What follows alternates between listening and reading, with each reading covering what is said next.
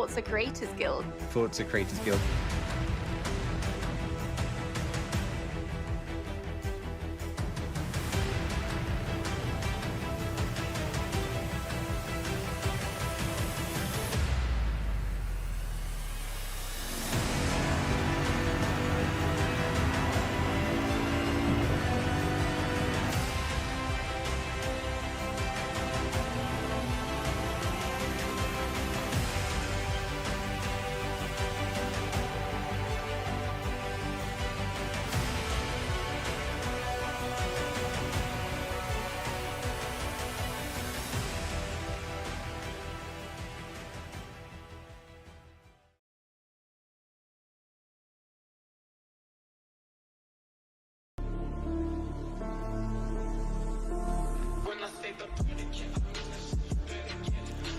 Ladies and gentlemen, fans and competitors, welcome to Forza Drift Events Season 4, Round 6, the season finale of Forza Drift Events this season here at the beautiful and very flat Utah Motorsports campus. Welcome, everyone. Good to have everyone on, again, youtube.com/Forza Drift Events and on Twitch at twitch.tv/Shunzi. This is going to be one hell of a day of head-to-head battles between our top 32 drivers from qualifications yesterday. We had seen a lot of drivers, veteran drivers, rookie drivers, all alike, have a few problems on this track. We saw a record number of DNFs in qualifications yesterday, and I gotta be honest, I'm looking forward to seeing the action we have in store. So without further ado, let's take in a good look at the top 32 bracket and what we have coming up next. As you can see on your screen, our top 32 drivers have been selected. The bracket, of course, being put together by our organizer, FDE, shredded last night. As we can see on the top left side of our bracket, which is where we will begin our day, we should be seeing Oni, the 98-point qualification run. And I'm telling you, 98 points. I'm going to emphasize that over and over and over again. One of the highest scoring qualifying runs we have seen all season long on a very difficult track. Oni coming back from the dead in Okayama International Circuit, where he placed second with silver, coming back all the way through the season. I wish I saw him in round 2, 3, 4, and 5, but we're in round 6. Oni is here, and he's making a statement with the number 1 qualifying spot. Going up against Awesome Pie, we have SDTG going up against Trash Uborka, T Mastas versus Metazone Wharf, and Why So Serious Diesel going up against Full Lock Jordan Foe. Should be a great first convoy of head-to-head battles, so let's get into it.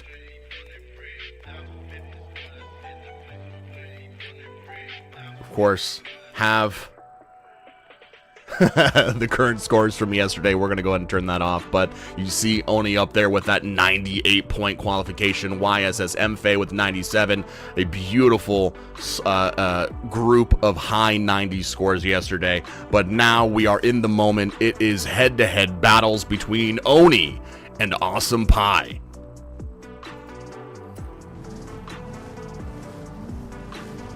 Of course, Oni in the lead on the right-hand side. Awesome Pie in the chase on the left. Awesome Pie has his work cut out for him. It all starts with a good launch and a good initiation. Awesome Pie going to try to keep up with Oni. Oni, you know, has that car dialed in. We saw his performance yesterday. We know what to expect, and Oni is running away with this one. Awesome Pie struggling to keep those rear tires on the Utah asphalt, while Oni just glides through the entire track without a hitch. Awesome Pie, unfortunately, left in the dust there on their first run. Lots to do. Let's wonder what we should do here. Let's take it to here while we drive our happy butts all the way back over to the starting line. We don't want to see you. I don't want to have to show you guys me driving through the mud at 200 miles an hour to try to get back to the start. I almost wish there was some sort of teleport button I could press. I don't know. Playground games help us out here. We need a drone mode. We need teleportation, okay? Give us the wizardry that we need to put on this show. But of course, we're back at the starting line. It shouldn't take us too long.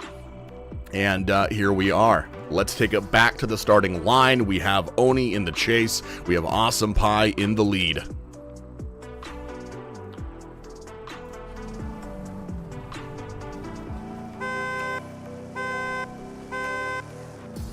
Oni, very good off the line. A few cones taken out there from Awesome Pie. No harm, no foul. We are in the initiation zone. Oni very close to his competitor, looking for a solid transition. A little bit of lackluster angle through OZ1, but Awesome Pie still fighting to keep that car on track. Manages to do so, but now we have that saucy transition into OZ3. Keeps it on the track, fighting for angle. Oni doing his absolute best to try to stay on the door of lead driver Awesome Pie, while Awesome Pie fights his own car to stay on track. Let's see what the judges say about our first run of the main event today at Utah. That looks like Judge 1 already knows. Judge 2 and Judge 3, there you have it. Oni onward into the top 16. Awesome Pie making it into the top 32 in their first FDE event. Definitely an achievement there. But your time in round 6 has come to an end. And, you know, there's not many drivers out here that could put up a fight against Oni. But, nonetheless, we do have more drivers ready to go. Let's see who is up next. It is indeed SDTG versus Trash Uborka.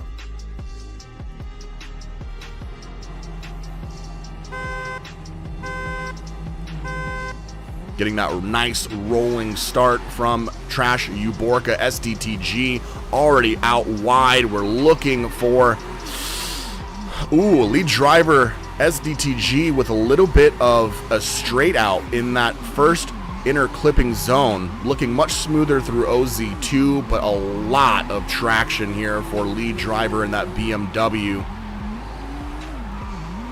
And Trash Uborka is just trying to run the line and cross his fingers that maybe a miracle happens and SDTG gets thrown off track.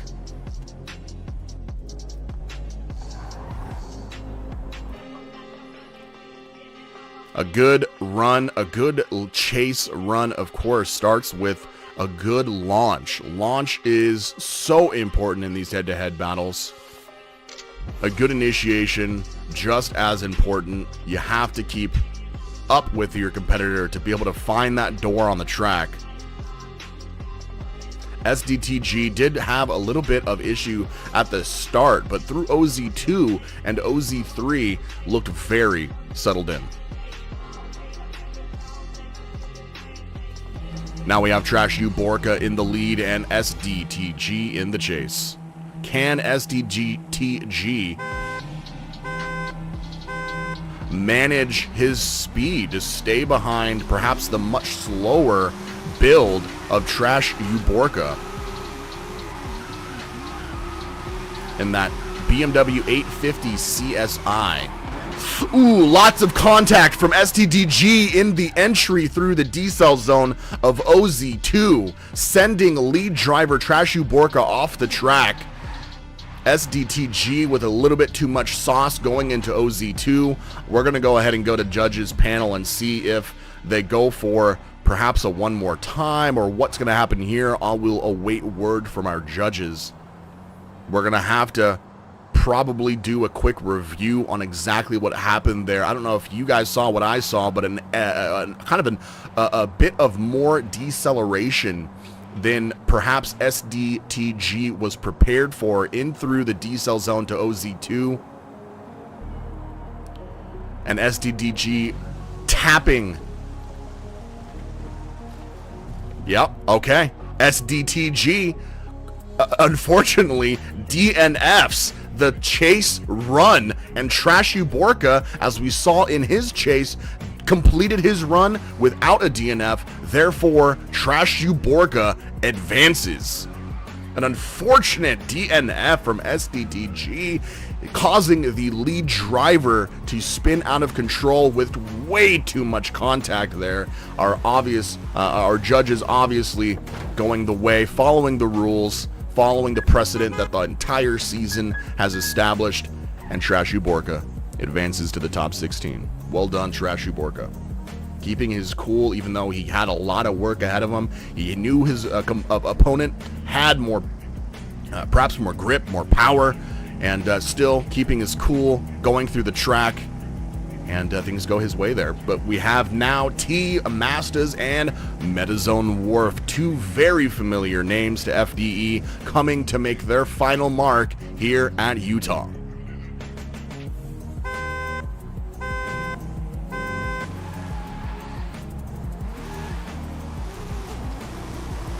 Kicking around a couple of cones here as we come down the straight into the initiation zone. A little bit of really tight proximity there through the initiation causes Metazone Wharf to back off just a little bit, looking to fight back to that proximity through OZ2. We see him make it through OZ3, but a bit of a shallow line and lack of grip causes Metazone Wharf to overshoot his opponent's door at the end of OZ3, leaving plenty of space for Team Astas to run away with that.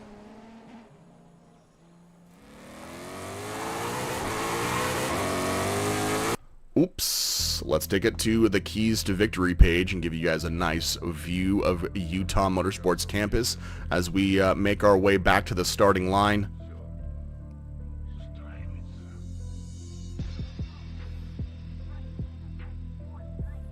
Just making our way back again. Just got to make do with what tools you have, and unfortunately we don't have any tools to make that process any faster. It would be nice. It would be nice. Sure, it'd help a lot of people out with their community productions and whatnot. But anyways, we are back on the line. The gameplay will resume, and T Masters in the chase and Metazone Wharf in the lead. T Masters opting for a wild rolling entry here.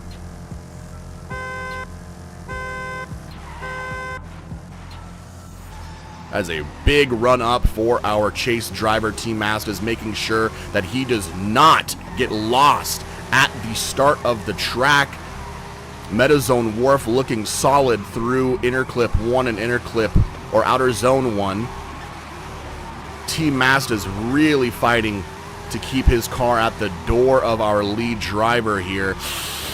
Very close, very little contact there, but not too much for Metazone Wharf to continue his lead run without issue. T Masters perhaps struggling just a little bit into the decel zone and outer zone 2. But tightening things up through the transition into OZ3 and finding that door finally throughout the entire third zone.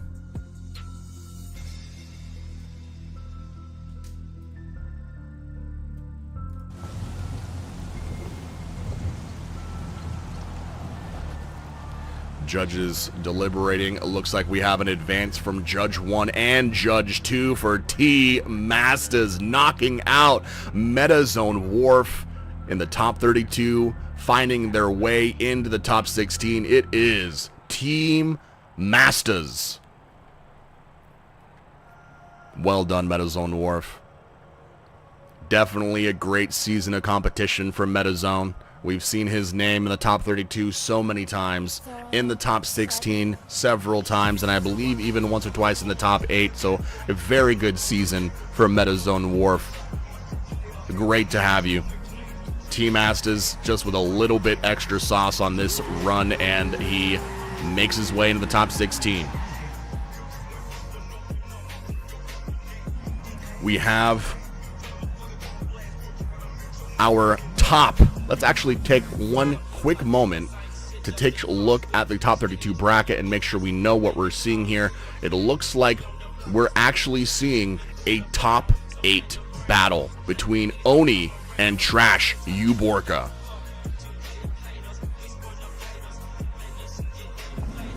Oni and Trash Uborka fighting for a top 8 finish here at Utah Motorsports campus.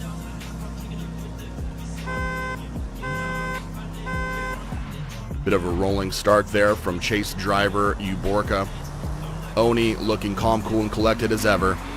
Really taking away a lot of proximity early on from Trash Uborka. Trash Uborka cutting the track to try and hunt down that Mustang, but it just might not be enough. Not enough grip. Do not oversteer here. You can finish this out. There you go.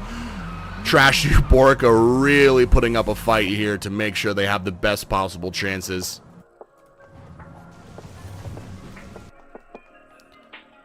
Oni just looking absolutely in shape. I cannot believe that we're seeing what we're seeing from a old name in FDE. Oni looking like he is a seasoned veteran, and yet still has only competed in 2 rounds this season. Back to the track, we are going to see Oni in the chase, and we're going to see Trash Uborka in their lead. This is going to be the last run of the convoy. Let's see what happens. Of course, speed is important. Angle, perhaps even more important. Technique reigns supreme, though, as Oni fights to stay behind a much slower driver in Trash Uborka. Perhaps slower build, not driver. Very good look through OZ2. A bit of corrections from both drivers. A bit of contact there, not enough to hurt Uborka's line too much. Oni really, you can see him fighting that left foot brake to try and stay behind the much slower build. Now, Trash Uborka and Oni, please make sure you stay in the lobby, as there is always opportunity for a one more time. There's always the chance that we might need to see that ran back.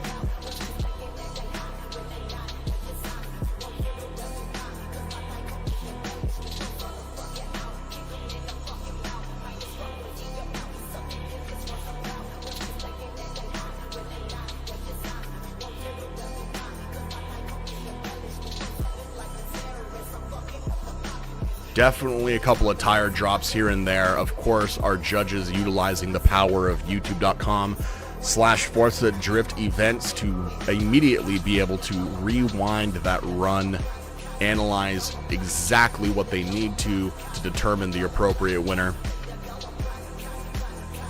A tire drop here and there is definitely going to make a mark on your score. However, it's 3 tires off of the track in order to qualify a DNF. So unless you see a driver make an egregious mistake and dip 3 of their 4 tires off of the track, 1 tire dip is just going to be a mark. Oni absolutely has come back in form. I feel like Oni's been practicing even without FDE's help. Just a passionate driver, looking like any other elite veteran driver from FDE.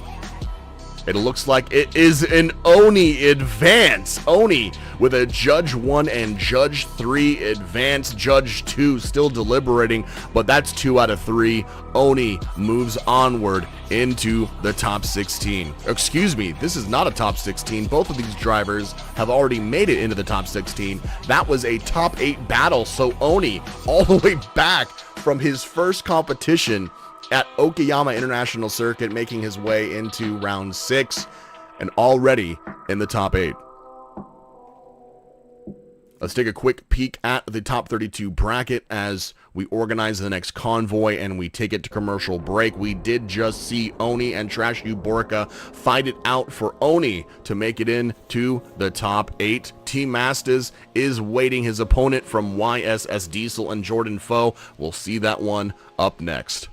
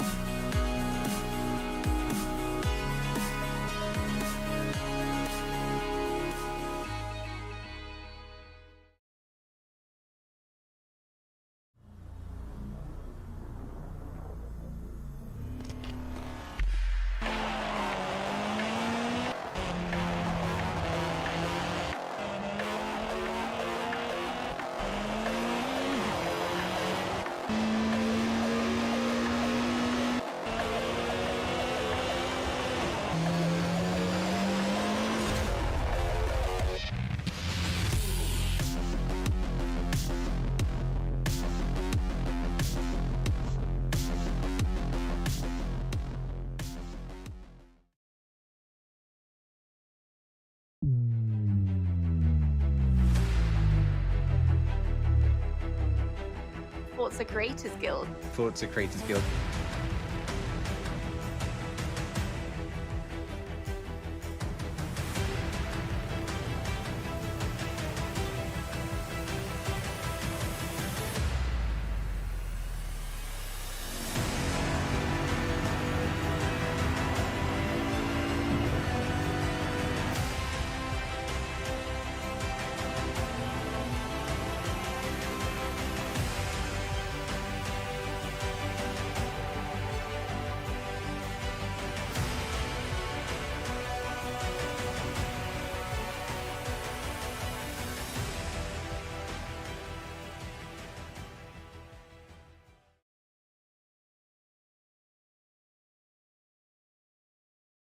All right, welcome back from commercial break. This is indeed Forza Drift Event Season 4, Round 6, our season finale, and our main event here on May 19th, 2024. We do have our drivers ready on the track, so let's take it over to the top 32 bracket, refresh our memory, and then take it to Utah.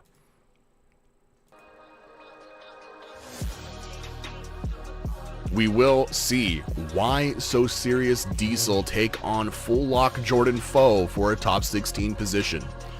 Following that, we will see T Masters, a top 16 driver here in round 6, take on the winner between Diesel and Jordan.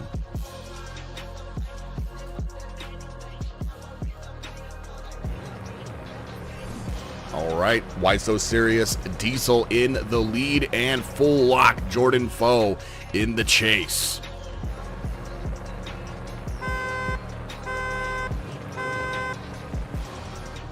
And we're out the gate a little bit of, oh no, not equating to much of a difference in pace at all. Diesel looking fantastic through the first few zones here. D-cell zone hit. Absolutely masterful work from Jordan Foe here, staying on the door of Diesel even after the transitions, settling in for the long haul into OZ3 and even minimizing the proximity that Diesel just clawed for, and it basically evaporated at the end of OZ3 there. Absolutely beautiful looks from Jordan Foe. A fantastic job on the lead from Diesel, but Jordan showing that he is prepared for whatever Diesel has to throw at him. These drivers' builds looking absolutely dialed in, looking very similar on pace. This is going to be one hell of a battle. We'll see if Jordan can match that smooth line in his lead and see if Diesel can find the proximity to match it.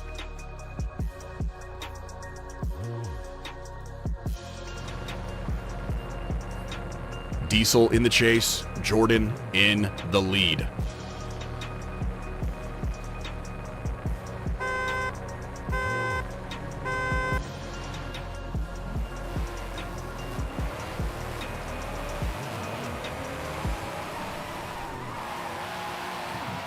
Big initiation, quite a bit more proximity opened here for these drivers and the first part of the track, but that proximity melting away through OZ2, through the transition into OZ3, and Diesel has it locked in. Jordan trying to find his way away from those front tires of the 2024 Mustang GT, but not able to do so. A beautiful lead, a beautiful chase. I'm glad I'm not a judge. Let's take it over to them for the results. Absolutely incredible from both drivers. A great lead from both drivers leaves room for a great chase. A little bit of different e-brake entry there from Diesel than Jordan, provided a little bit more proximity. But it looks like the results are in. It is a unanimous decision. Why So Serious Diesel kicking out Jordan Foe. Again, both of these drivers absolutely familiar faces, particularly Jordan Foe, a podium FDE driver. Absolute pleasure to watch you drift this season, Jordan. I feel like I've even learned from watching you drift here at the caster's desk. A beautiful season from Jordan Foe. Ending here perhaps a bit earlier than he had hoped for, from Why So Serious Diesel, coming out hot in Orlando Speed World for their main event in this brand new Mustang. And now returning for round 6 and kicking out a crowd favorite perhaps. But you see on your screen now, it is going to be another top 8 battle. This is Why So Serious Diesel and T-Masters looking to fight Oni in the top 8.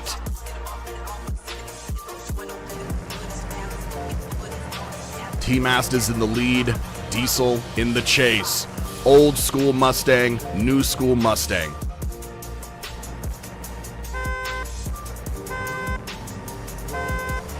Now, some of you may be laughing that I called that Mustang old school. I'm pretty sure that's a 2016, perhaps, 2013. Not exactly old school, but you know what I'm trying to say. There's nearly a decade between these cars, but not as much space in between their proximity.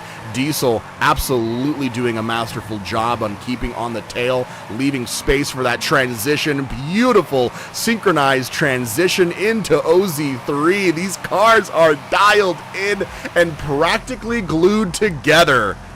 Beautiful lead, beautiful chase.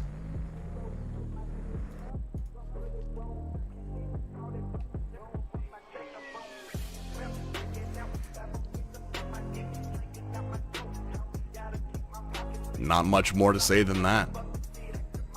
It's round 6. You know what I'm saying? It's round 6. These drivers are in peak form. This might as well be playoffs right now, right? Anyone else watching playoff basketball, the NBA? At this point in the season, these drivers are in peak form. You expect to see these wild proximity, close proximity, head-to-head battles in the top 4, top 8, but we're seeing them earlier even in the top 16 and top 32 drives. Of course, it's not over yet. We do have T-Masters in the chase and Diesel in the lead.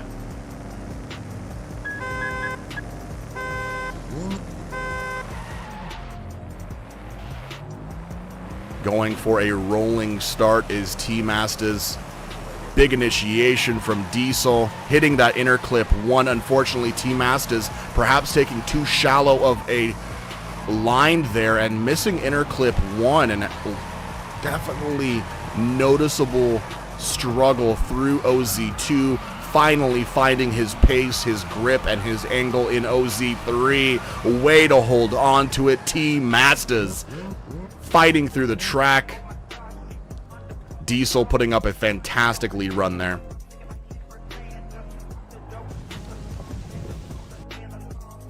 These zones, the initiation, inner clip 1, outer zone 1, and the decel zone are where you find a lot of the differentiating factors. The end of OZ2, that transition into OZ3, definitely a little bit easier to find the door. You get more consistent speed, but when you have that decel zone, a lot can happen there, and you see our judges gonna need a one more time, our first one more time here in round 6 between T-Masters and Diesel. Back on the line are our drivers, and we are ready to see them rip it one more time. Diesel in the lead. Excuse me, that's going to be Diesel in the chase and T-Masters in the lead.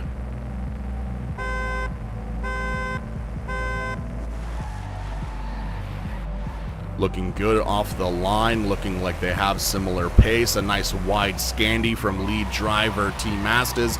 Diesel hot onto the trail, very smooth entry into OZ1. Decel zone hit beautifully. OZ2 looking great. Let's see this transition into OZ3. Little bit of momentum loss for chase driver Diesel there, but Diesel still on the door of lead driver T-Masters, and T-Masters putting up a great line there, but perhaps a bit more tight from chase driver Diesel there. Diesel doing absolutely incredible on the more difficult parts of the track with his proximity and angle, and compared to the lead, you have Very minimal proximity there, opening up even in that decel zone that we were just speaking about, where you see that proximity open up and close and open up. There's a lot of opportunity for these lead drivers to take away, to take off with it, but we're back at the starting line. Again, we're not done yet with this run. It is Diesel in the lead now, and Team Mazda's in the chase.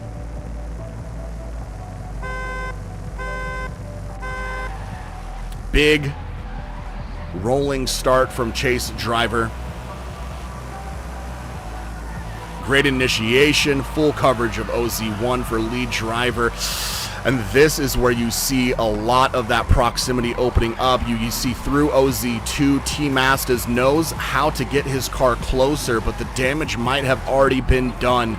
You saw Diesel handle that decel zone into OZ2 with just a little bit more finesse, maintaining a little bit closer proximity there. I think I might know which way this is going, but absolutely incredible double run from Team Mazdas and Diesel, fighting their way into the top 8. And it is indeed why so serious. Diesel with the advance in round 6 into the top 8. Now, if we remember correctly, Diesel is about to meet the man himself, the zombified Oni,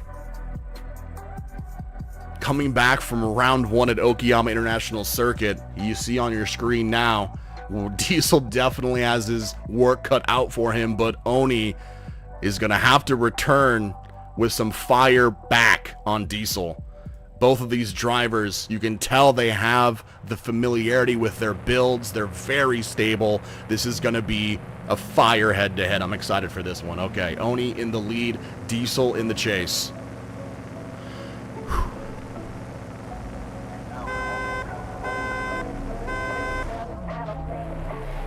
Looking good off the line. Oni in the chase on the right-hand side. It all starts with a good initiation. Big initiation. Rear tires on the dirt, but it doesn't matter. Oni is able to maintain, but a little bit of a late transition into the decel zone for OZ2, but it doesn't matter. Diesel able to find his door regardless into OZ2. Now the transition into OZ3, desync. Desync from Forza Horizon 5, an unfortunate moment of desync there, perhaps not causing any problems for our drivers, but definitely awkward to see. It looked like Diesel was doing a fantastic job at chasing Oni through OZ3. A little bit of desync, definitely doesn't look good, but didn't cause any problems. Of course, I'm going to leave it up to our judges if anything needs to happen there. I don't believe so. So you see Oni there with a little bit of an awkward transition out of OZ1 into the decel zone, leaving the car straight for just maybe a fraction of a second too long, but Diesel was prepared for it, and that is the skill of that is the mark of a highly skilled driver, being able to anticipate the unknown in these situations. Diesel doing a great job on the chase there, but now has a chance to run away with this on the lead with Oni in the chase.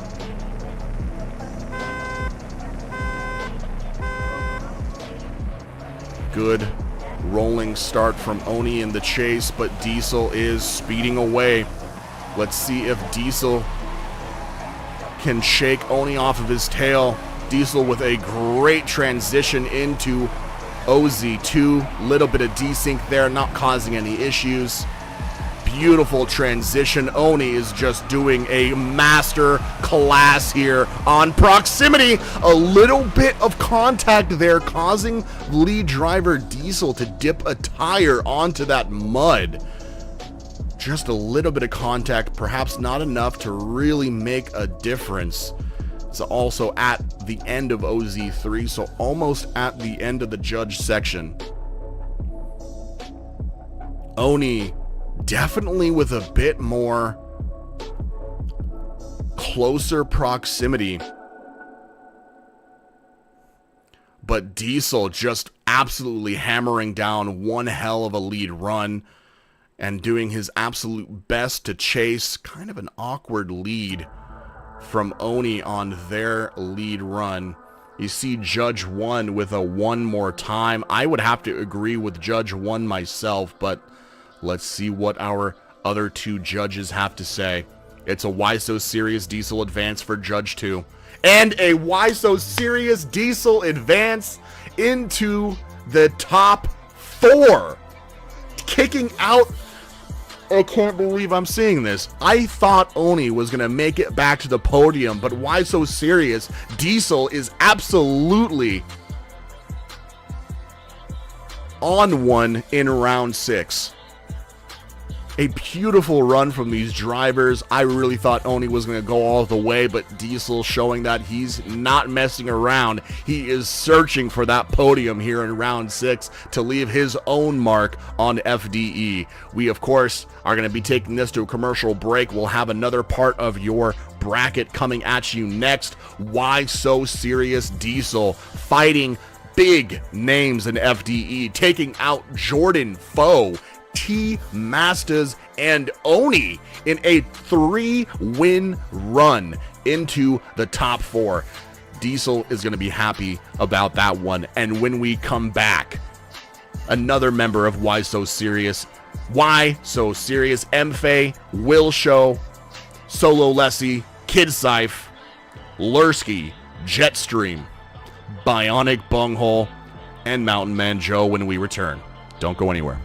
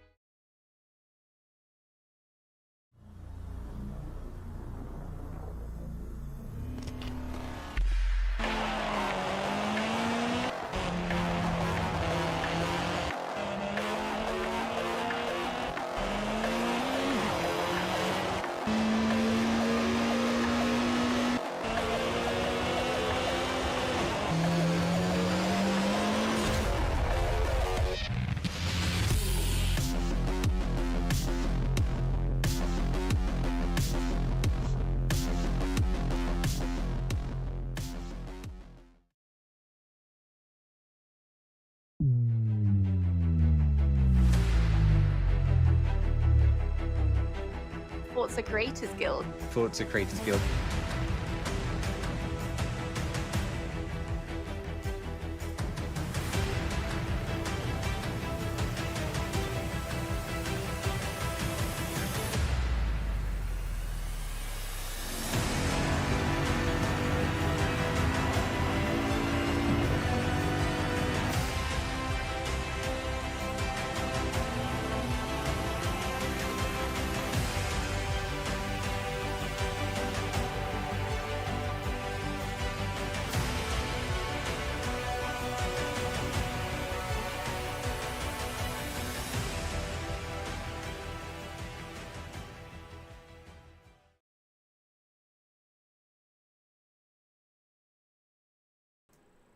Welcome back once again. I am Shunzy, and it is my pleasure to bring you back into the action here at Utah Motorsports Campus. This is, of course, Season 4, Round 6, the finale of Forza Drift events. We have seen some incredible head-to-head battles already. We have witnessed the lead qualification run from our qualifying day yesterday, May 18th, 2024. Oni being kicked out by YSS Diesel. Oni really was a personal favorite. I loved seeing him. I loved the story coming back. You know, Okayama International Circuit getting second place in his first comp, missing the rest of the season, and then coming back in round 6 with an absolute heater yesterday in qualifying runs. But hey, qualifying is much different than the main event head-to-heads. Why So Serious Diesel came ready to play, kicked out Oni, and is now waiting in the top 4. Up next, we will see the top right-hand side of your bracket. YSS Mfe up against Will Show, Solo Lessie and Kid Seif, Lurski and Jetstream, and Bionic Bunghole taking on Mountain Man Joe.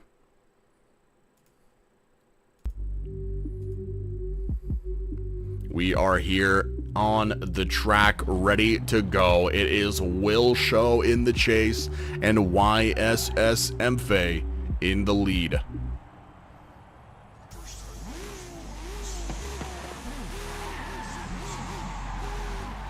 Will Show getting a little excited here. Okay. Mfe not sure what to do.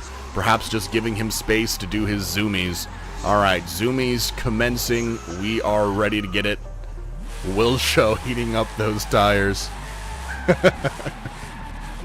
Mfe ready to hit his lead run here on Utah. Will Show excited to get going. Here we are, a top 16 battle between Will Show and Mfe.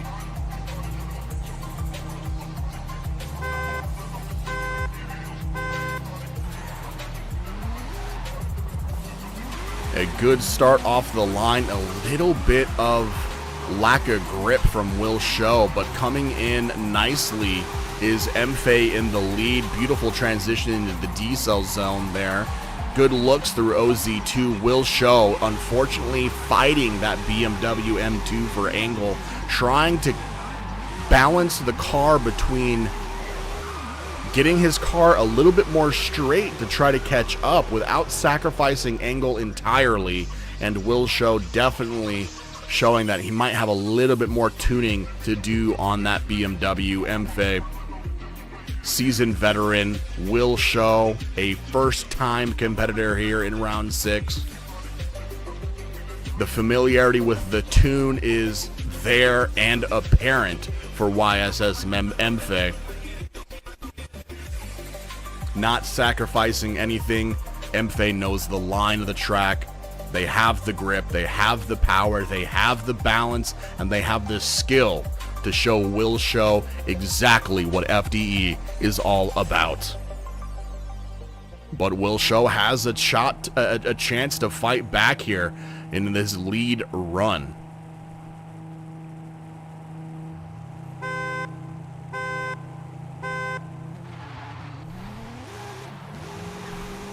You love to see rookie drivers come in and make a statement. I would love to see a great lead from Will Show, a great inner clip 1 and outer zone 1 hit. Good transition through the D-cell zone, a little bit more D-cell than perhaps Mfe was ready for, but Mfe doing a great job with left foot brake there to make sure he doesn't cause any unnecessary contact. And you see in OZ3, Will Show doing a great line while Mfe hunts that door down and glues himself to the side of it. Perhaps a little bit of green paint on that right front fender for Mfe. A great run from both drivers. But you guys saw what I saw. I think it might just be an Mfe advance. Judge 1 agrees. Judge 2 and Judge 3 agree. It is a unanimous decision. YSSMFA advancing into the top 16 will show a fantastic job here in your first competition of FDE, putting up a great lead, a great chase. It's just not enough against the elite driver in YSSMFA.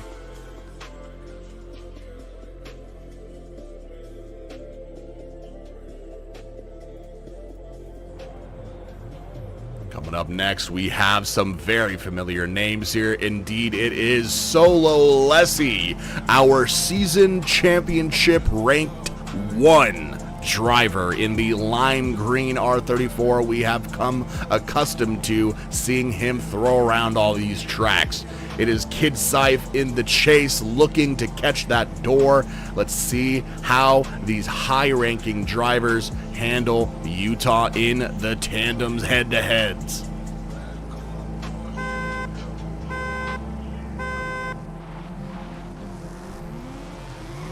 Kid Scythe making sure he doesn't allow Lessie too much space there, but perhaps a little bit of an awkward initiation. An awkward off-the-line run from Kid Scythe allows a bit of space to open up between him and the lead driver, Solo Lessie. And that space is going to be really hard to close back up. Lessie is in peak form here. He's made it to every round this season. Everyone knows that lime green R34, and if you've had the perhaps fortune or misfortune of going up against him, you know how fast and how much angle Lessie is able to maintain in that build. Kid Scythe, another familiar face, but definitely a bit of an issue there on the launch.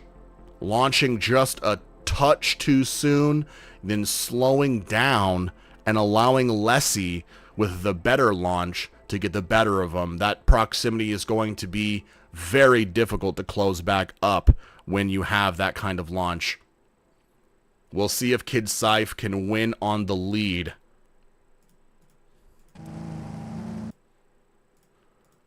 Here we have Solo Lessie in the chase.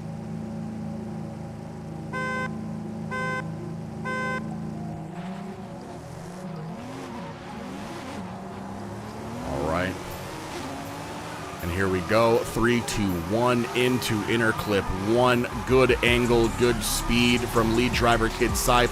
Solo Lessie knows the decel zone is coming, gives him space for that transition. Definitely on the tail. Solo Lessie showing Kid Scythe how it's done. Kid Scythe with 3 tires. I think I saw a 3rd tire drop off there. Man, that was such a good looking run so far, but I believe Kid Scythe in his attempt to get away from Solo Lessie, just overcooking his entry into OZ3, dipping those tires off. That's going to be a major mistake. The judges are going to have seen that, and it is an easy decision. Solo Lessie with the competitor's steal from a full season of FDE competition, going really far in each competition and taking the gold. I believe in round 5, making it into the top 4 several times. Solo Lessie been raking up consistent points all season long, and it's no different in round 6, finding his way into even more points in the top 16.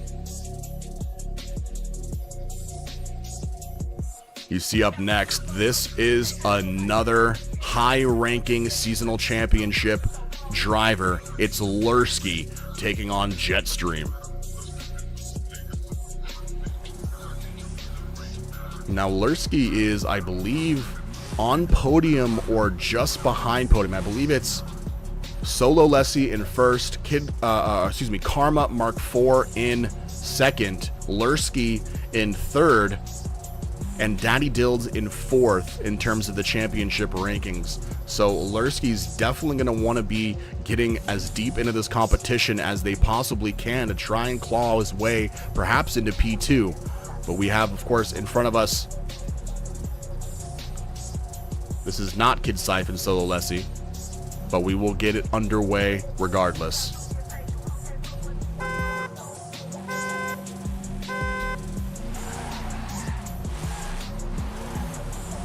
It is Lurski in the lead, as you see on your screen, in that beautiful Corvette from CCX.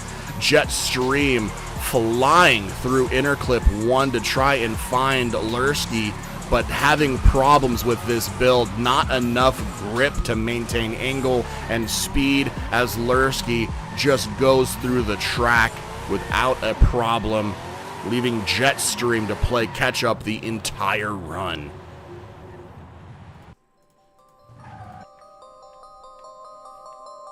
I am getting word from our judges. It is indeed Daddy Dilds who actually has taken a singular point, actually a couple of points, from yesterday's qualifying events. If you remember from yesterday, the highest qualifying run gets 5 points. The second highest, 3 points. The third highest, 2 points.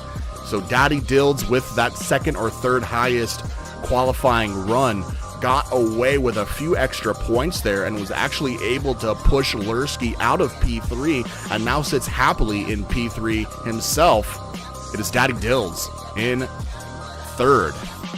But of course, Lurski's looking to get that back. It's Lurski in the chase and Jetstream in the lead.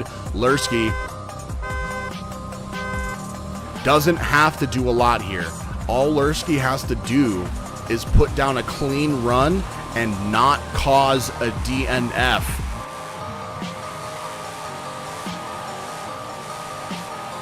Jetstream looking more in shape here as they're able to go their own speed. And, oh no! Lurski gets it. Jetstream with a super unfortunate but very common mistake of carrying too much speed into OZ2. When you get too much speed into OZ2 and you don't nail that decel zone, you're immediately going to find your rear tires on the mud, and the mud is extremely unforgiving. Jetstream sliding onto the mud. 1, 2, 3 tires are off. That's going to be a DNF from Jetstream, which means Lurski is going to advance into the top 16.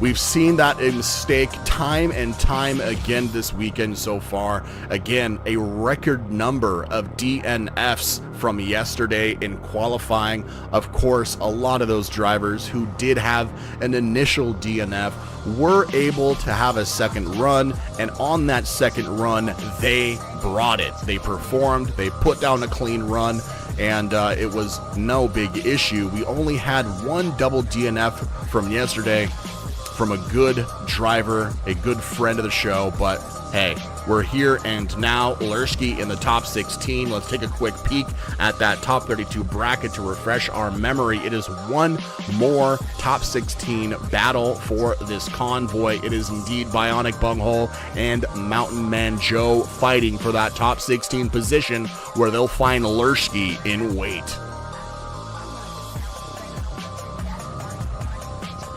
Okay, we have Bionic in the lead and Mountain Man Joe in the chase. Let's see how they handle Utah.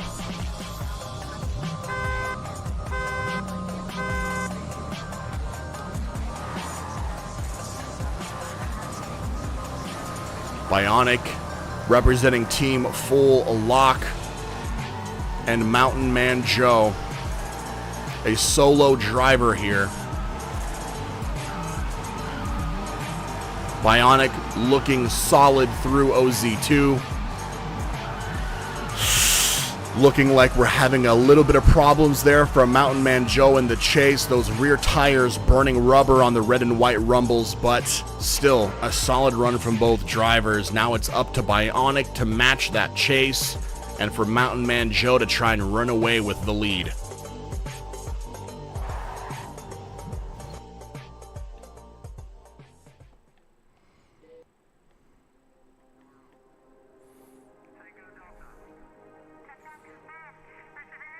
And we're, of course, making our way back to the starting line, getting our drivers set up, getting the camera car in position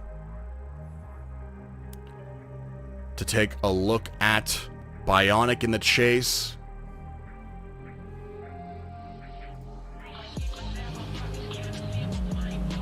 And Mountain Man in the lead.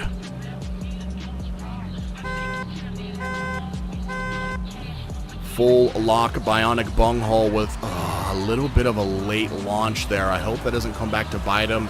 Lots of power and grip in that Lexus, so definitely not too much of an issue. Making a bit of a correction through OZ1 and lots of decel there into OZ2. Not causing a DNF, but definitely some pretty heavy contact into OZ2. Transition to OZ3 looks much cleaner. Bionic playing it a little bit more cool, but still getting up to the door of lead driver Mountain Man Joe. Bionic, yet another example of a veteran driver here in FDE. Community OG with that full lock team featuring the likes of WK Gutter and Jordan Foe. A great team of drivers, beautiful liveries, great talent. You love to see these drivers return, and here we are. It's a one more time, our second one more time of the day. Bionic bunghole and Mountain Man Joe, too close to call the lead and chase. This is definitely an opportunity for these drivers to nail in their runs, dial in the loose spots, clean up the run, clean up the mistakes, and really show what they have. Bionic in the lead, Joe in the chase.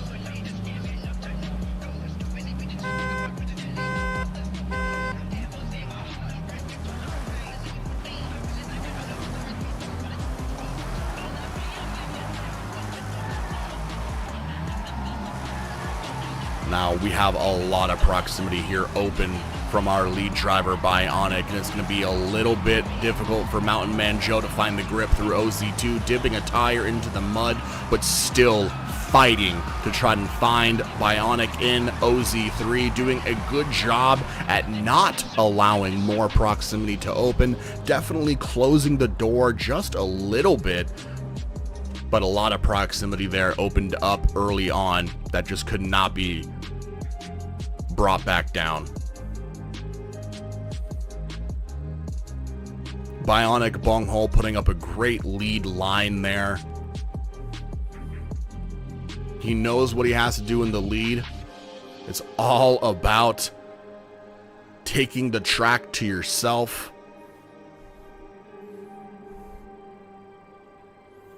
And having your way with it, but here we are back on the line. Mountain Man Joe's time to shine in the lead, and Bionic to hit the door in the chase.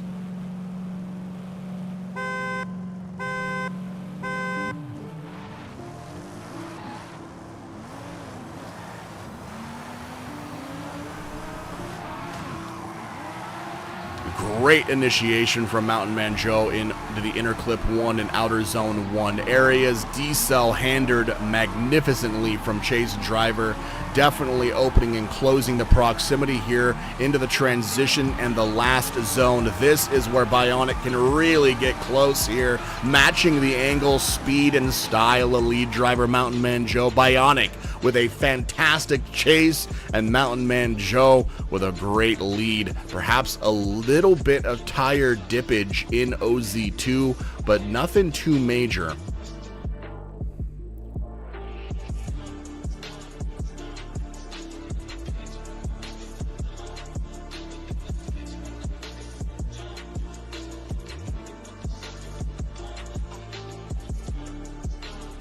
Our judges making sure they take the time to review and analyze those runs.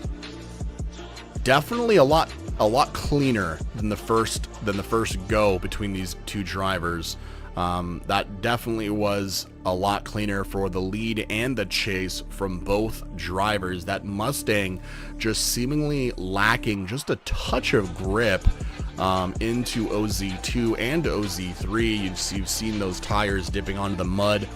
chunks of mud flying back and forth. It's definitely difficult to keep the car on the track, but here it is. The decision is in. It is Bionic Bunghole moving onward in the competition, and Mountain Man Joe has met his maker and is complete his run in round 6. Bionic Bunghole going to be happy with that. The one more time, just allowing him to rein in those few mistakes he was able to make in the first run, and definitely cleaning things up in the second and proving that he has earned his right to stay in the competition. Let's go over to the top 32 bracket, refresh our memory once again. We do see Bionic Bunghole taking out Mountain Man Joe for that top 16 position, where he will meet Lurski. But before that, we have YSS Mfe taking on Solo Lessie.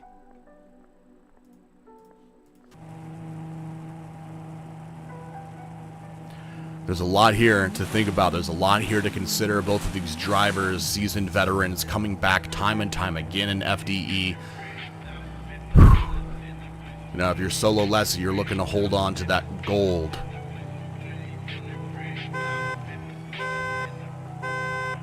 And if you're YSS Mfe, you're looking to make a statement here.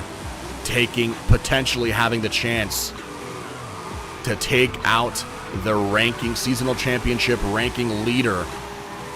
So far, so good from both drivers. Mfe settling into his angle for OZ2, and Lessie saying, "Hello, I'm on your door and you can't shake me," tapping tires. It is Solo Lessie matching the absolute hell out of Mfe's lead run. Lessie is not messing around here. He is here to make his mark on FDE permanently, making, of course, Lessie has been around for a long time. I've been here for Season 4, and it's been an absolute pleasure. But Lessie has been around, okay? Season 1, 2, 3, and 4, he's been here, been making marks on FDE. You know Solo Lessie if you know FDE, and just a beautiful run there. Lessie just showing that experience, that competitors steal to be able to perform when called on.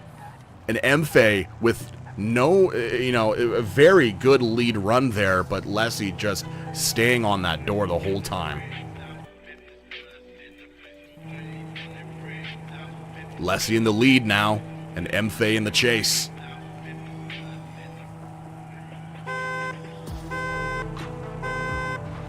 A rolling start from Mfe, making sure that that lime green R34 doesn't run away from him on the, a little bit of contact there before the start of the judged zone. Very interesting. Mfe, interesting. Okay, something's going on here. Lessie is going through the track. Mfe having perhaps some technical difficulties. I'm not sure exactly what is going on. Lessie, I think, believes he takes it from here, but I'm gonna have to wait for word from our judges. That might just be a Lessie W. YSS Mfe went into the D-cell zone straight and just was not able to maintain angle through OZ1, through the transition into the D-cell zone, and there's no mistakes here. It is indeed Solo Lessie. Again, competitor steal takes the cake. When it's time to perform, you got to get those nerves out. You have to be able to put your money where your mouth is, and Solo Lessie advancing onward into the top 8. YSS Mfe perhaps upset that he wasn't able to finish that run. I was really looking forward to a good battle there, but Mfe with a mistake that is super easy to make. We have seen that transition into OZ2, the D-cell zone, take a lot of people for a loop this weekend. And Solo Lessie is going to be very happy. He finds himself in the top 16, and the path ahead may be difficult, but he's ready for it. A great shot from YSS Emphy there. Emphy, another competitor we've seen time and time again in FDE. A pleasure to watch you drift this season, Emphy, and a congratulations on your entry into YSS. But of course, we have more drivers on the docket. It is another top 8 battle between a high-ranking championship driver, Lurski, up against Bionic Bunghole. God, I always kind of chuckle inside when I read that name.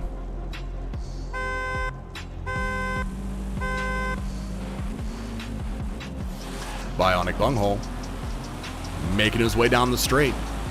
Getting ready for that initiation, big initiation from lead driver Lurski. Bionic Bunghole knows that Lurski has a lot of grip and a lot of power in that Corvette, so he's going to be looking to grip up and cut the line just a little bit to maintain proximity through OZ2. Transition allows him to cut a little bit further and find the door of Lurski. Bionic Bunghole even showing a bit more angle at the end of OZ3 there. Going to be very interesting to see how the judges rule that. Very good run from Bionic. A great lead from Lurski. Not many mistakes there. Very clean.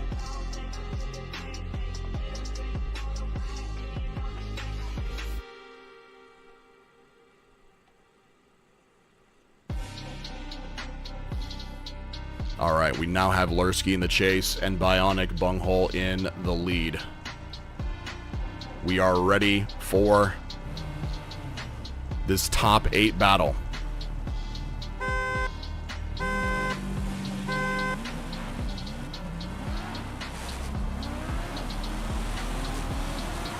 Now, Lurski might have a bit more speed, but that left foot braking technique is going to come into play here in a major way. We see Lurski is able to handle the decel zone into OZ2 and is perhaps door tapping on Bionic Bunghole's right side. The transition to OZ3, such close proximity from Lurski. Bionic Bunghole with a great lead, but Lurski looking perhaps just a touch closer than Bionic was able to on his run. Another moment where I'm glad I'm not a judge. I don't have to look at that and try to figure out who deserves the W. I'm just going to enjoy it from the FDE camera car with all of you guys over on youtube.com/Forza Drift Events and twitch.tv/Shunzi. I hope you guys are having a great weekend. We have seen plenty of battles so far. Hopefully you guys have been able to pick out a favorite for yourself and are rooting them on through the rest of this bracket today. We hope you guys are having a good time, enjoying the content, enjoying the competition, and this beautiful season finale of FDE at Utah Motorsports Campus.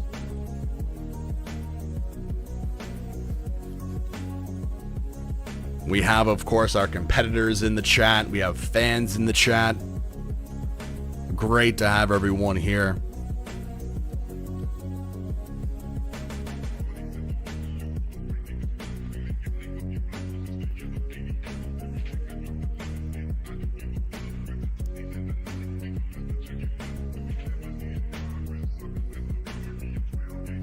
All right, that's a Judge 1 advance for Lurski. A Judge 2 advance for Lurski and a Judge 3 advance for Bionic. Bionic, you know, I gotta say it was probably up to that little bit of proximity.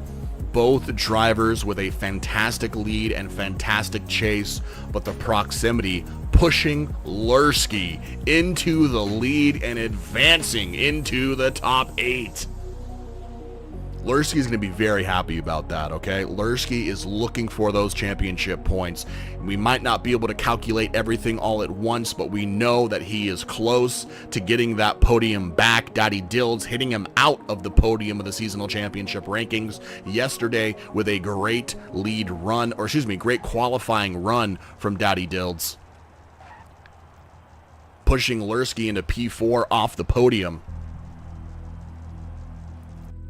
Let's take a quick peek onto what we're going to see next. Ladies and gentlemen, this might as well be a premier fight on the card. Solo Lessie the #1 driver of the season, leading first against the #4 driver of the season. It is Sololesi against Lurski for a top 4 battle.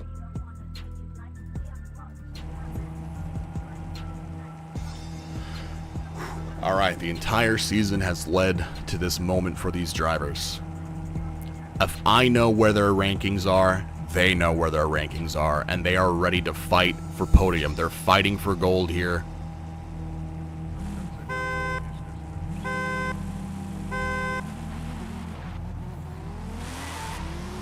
Anything can happen here.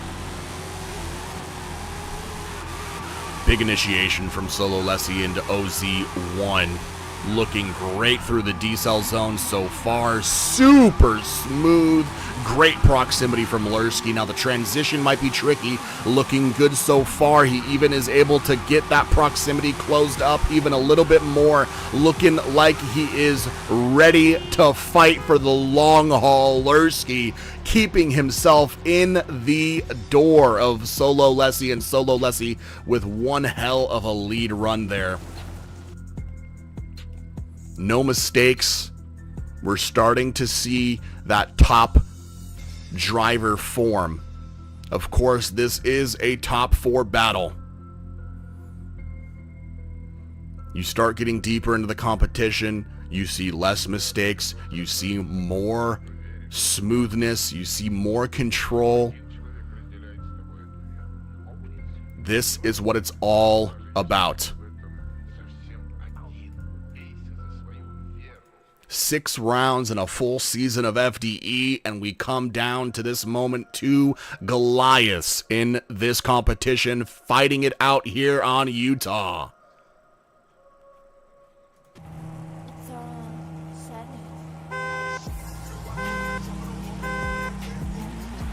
And we're off. There wasn't much separating the drivers in that first run. We'll see if Lurski can make more of a statement here. This would be a bit of an upset. Lurski looking to take out the #1 driver of the season in the R34. It is Sololesi. Oh my God, Lurski. Lurski. Are you seeing what I'm seeing? Lurski. Sololesi using his Jedi mind tricks to cause an uncharacteristic mistake from lead driver Lurski. Lurski oversteers into the entry of OZ3, and I think this is gonna be a Lessie top 4 advance. Hats off.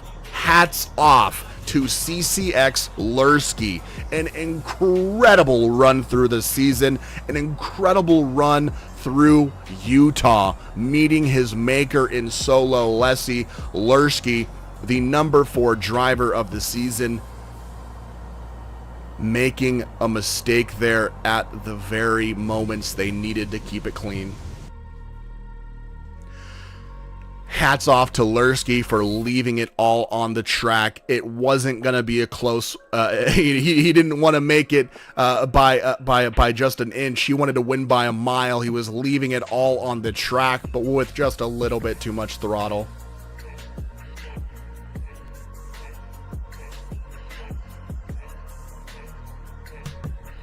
A little bit too much throttle into that OZ3.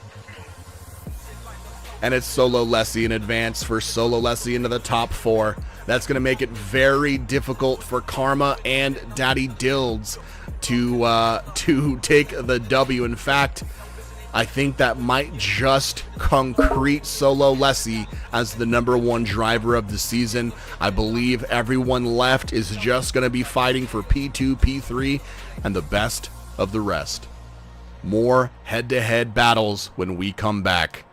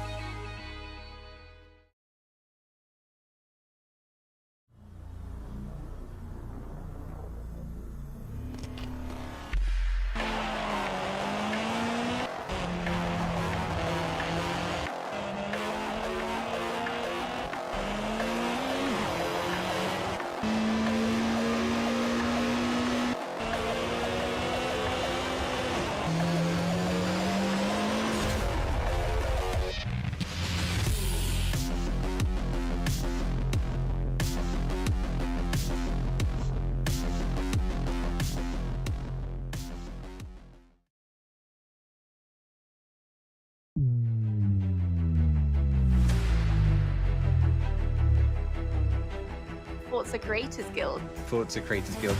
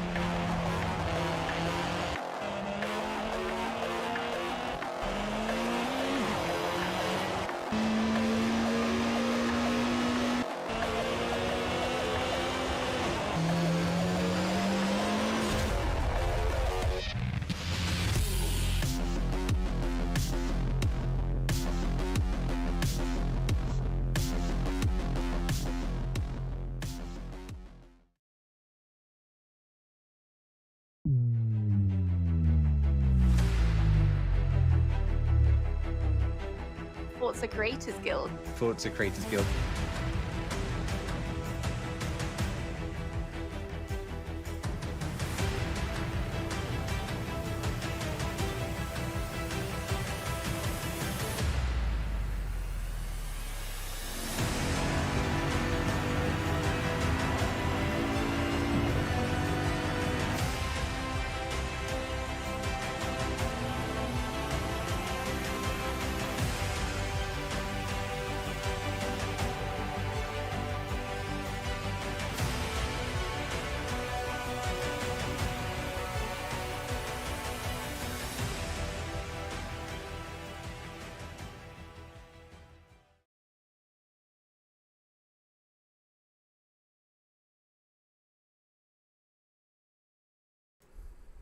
Welcome back. This is FDE season finale at the Utah Motorsports campus.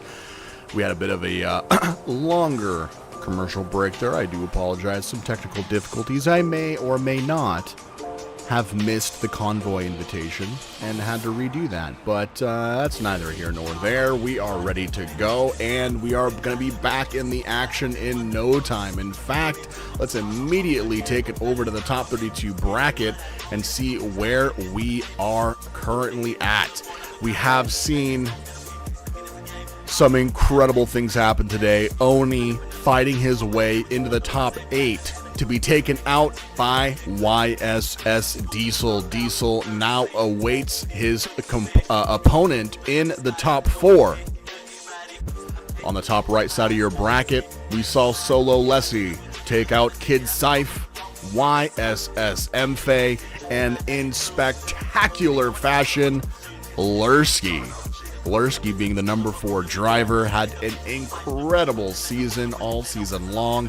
In the points each round, Lurski did an incredible job throughout the entire time, and just made one small, simple mistake on his lead run, and OZ3. Pushing him out into a spin, and Solo Lessie just making it by that much. It really is just a testament to the competition, a testament to that anything can happen at any time, and these drivers should never give up.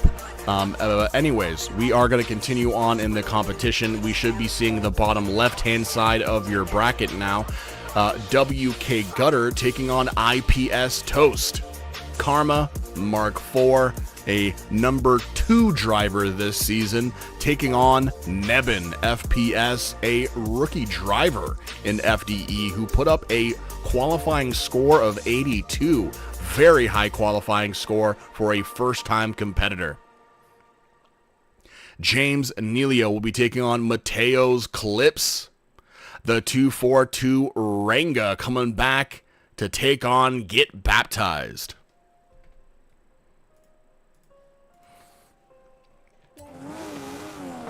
WK Gutter and Toast are on the line and ready to go. Gutter in the lead, Toast in the chase, fighting for their top 16 position.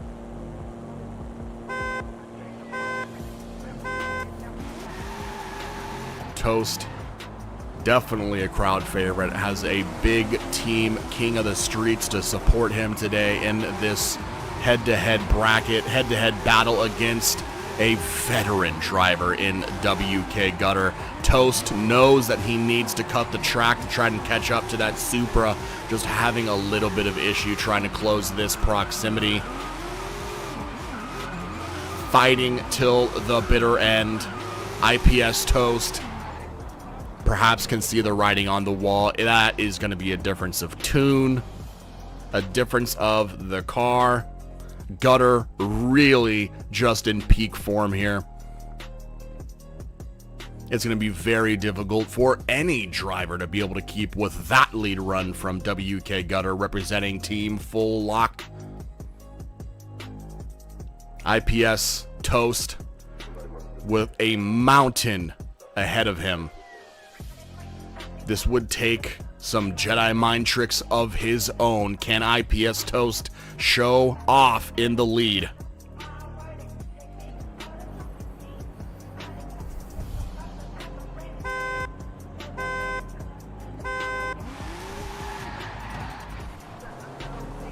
Gutter knows that he has the grip and power advantage here.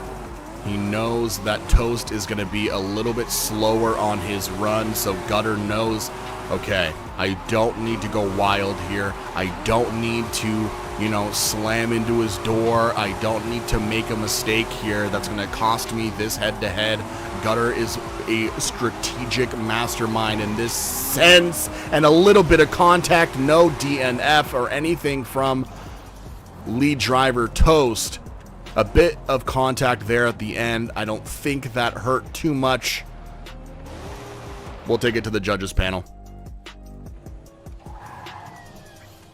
Judge 1, Judge 2 already have their minds made up. That is a WK Gutter advance. IPS Toast, a several-time competitor here in FDE this season, with every single time coming into the competition, going up against some of the biggest names in drifting, definitely has always had a hard time in this competition with his head-to-head bracket life. But nonetheless, a competitor with a heart of steel. IPS Toast with a great run throughout Season 4. Coming back time and time again to compete. It's a pleasure to have you, Toast. Of course, up next, another top 16 battle. Karma Mark IV, our season silver medalist. We have him in P2 in the overall season championship rankings, taking on a rookie driver in my favorite car, the BMW M3 E92.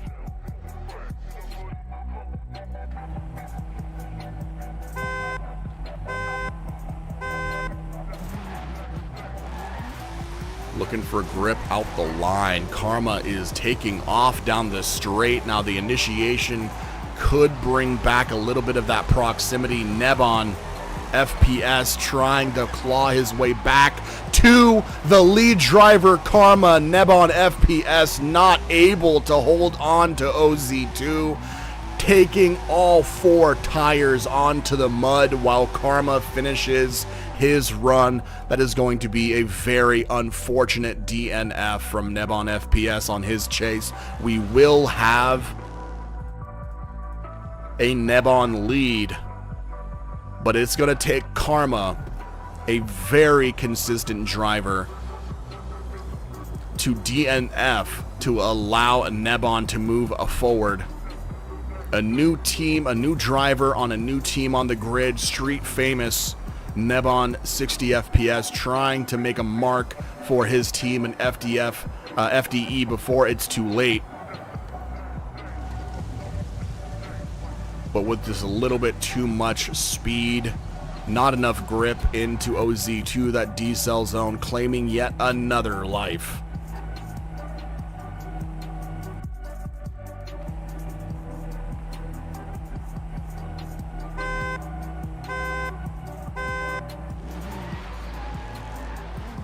Again, just like Gutter knew, Karma knows he has the advantage here, so he might be playing it just a little bit safe. He just needs to complete the run. He doesn't need to go wild, and yet he's still putting on a show for all of us here, finding the door. It is Karma through OZ2, closing that proximity up nice and tight through OZ3. And Nebon FPS showing up for us here in his lead run. Nebon looking good on the lead with an unfortunate mistake on the chase. I think we all know who is going to take it from there.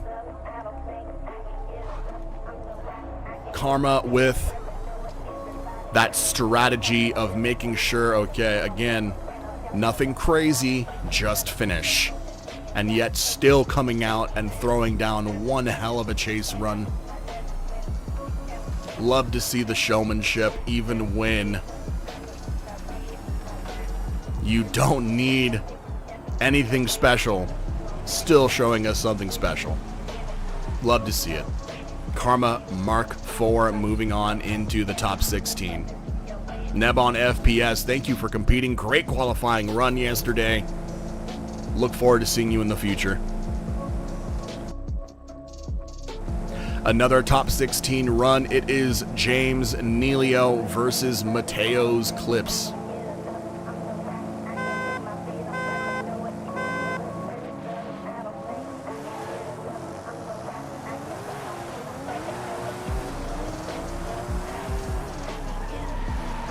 Very calm, cool, and collected on that initiation from lead driver James Nealio. Chase driver Mateo is trying to find his way, but losing proximity through OZ2. The transition into OZ3 perhaps not cutting as tight as he was hoping for. James Nealio looking smooth up there, while Mateo plays catch up through the entire Utah course.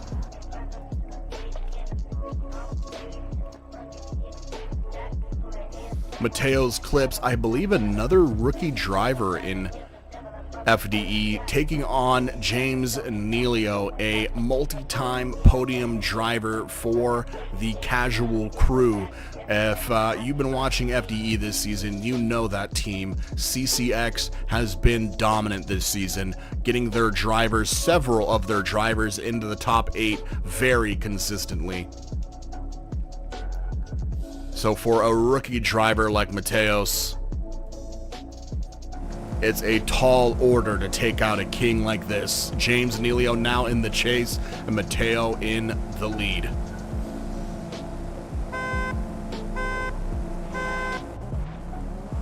Still going. Okay, yep. Chase driver James Nealio saying, okay, that wasn't a good run. James Nealio saying, let's go ahead and rerun that. And our drivers are able to do so if the driver, before the start of the judge section, if they go for a rerun, they are allowed to do so. If you look at the rules in the FDE rulebook, there are the sets of cones, known as the 3-2-1 cones. Then there is a line into the initiation. That line, before it is crossed, nothing is judged. So if a driver goes for a rerun, they are able to do so. So we have now a rerun from James Nealio on his chase. Mateo in the lead. Here we go.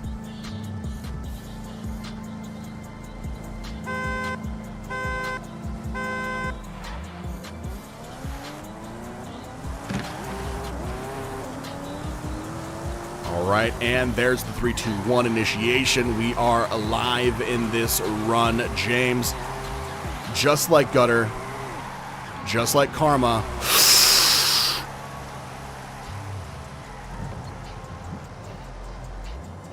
I almost want to hold my breath right now. Mateo's Clips had lots of contact from chase driver James Nealio there. I don't want to say anything just yet. We'll wait for a word from our judges. You definitely don't want to see that. That is exactly what I am talking about when I talk about the strategy that it takes to come into FDE. When you're on a tear like that, James Nealio was way out ahead for his lead. Of course, let's take it to the judge's decision. What am I doing? We shouldn't be on the keys to victory. Believe that's going to be a one more time. Let's see. Looks like they're still figuring things out, so we have a moment to chat here. So when you see James Nealio go that far ahead on their lead run, it really comes down to the chase for him, right? Because he has the advantage on the lead. It would take a wild lead from Mateo's Clips to be able to match that. So that kind of strategy where you kind of want to play it safe can often be employed for a driver with that much of an advantage. So you don't want to see that much contact going into OZ2. Our judges decided that it is a one more time. So we're going to see James Nealio in the lead one more time, and Mateo's in the lead one more time. So it's a rerun. James in the lead, Mateo in the chase.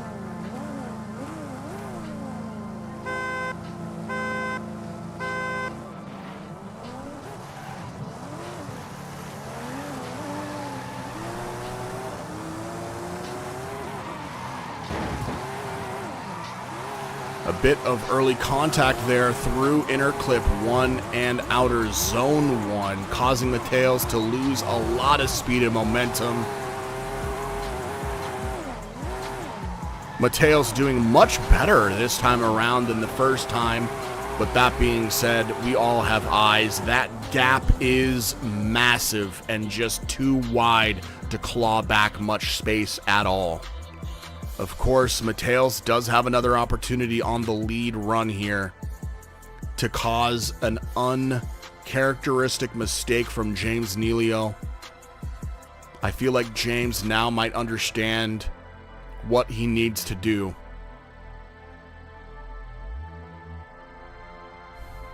It's not about doing anything fancy here, anything out of the ordinary. It's all about finishing the run cleanly. You don't want another one more time. You don't want a rerun. You want to finish clean and get this over with. You want to find your way into that top 16, where I believe he will meet Karma Mark IV.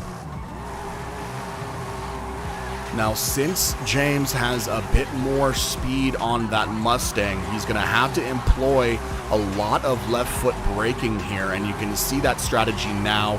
He is looking absolutely calm. He's looking dialed in. No contact at all through here. A couple of tire drops from Mateos. Mateos, way to finish out your lead run, but that proximity speaks for itself.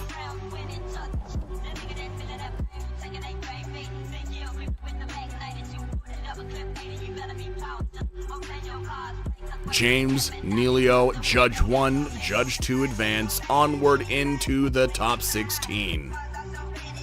A very nerve-wracking battle there from James. I really thought that it could have been worse of an outcome for him. But Mateos, with a bit of an inactive chase, left space for a one more time. So thankfully we see James Nealio and Mateos put up a nice clean run for their leads and their chases, and now we get to move on into the competition. It is James Nealio seeing the top 16 for, I don't know, the 6th time this season. James, another veteran driver in FDE. Of course, next is going to be the 242 Ranga taking on Get Baptized for their entry into the top 16. But before then, we do have a quick regroup. We got to get that Ranga wrangled into the convoy. We'll be back after these messages.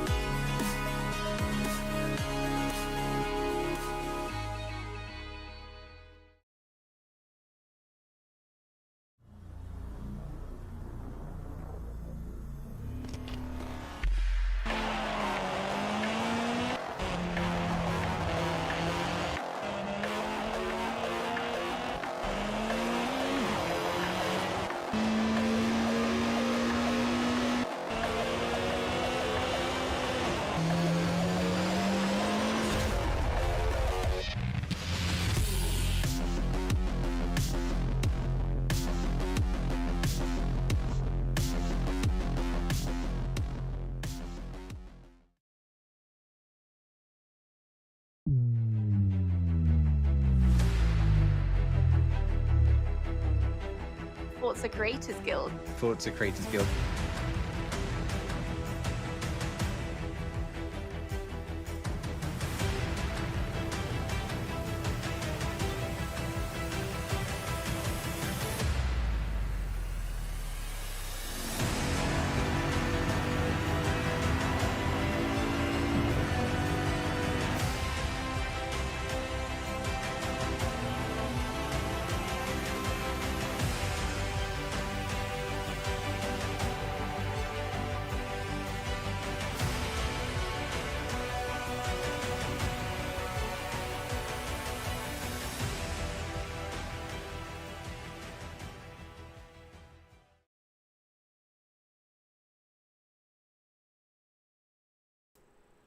All right, here we are.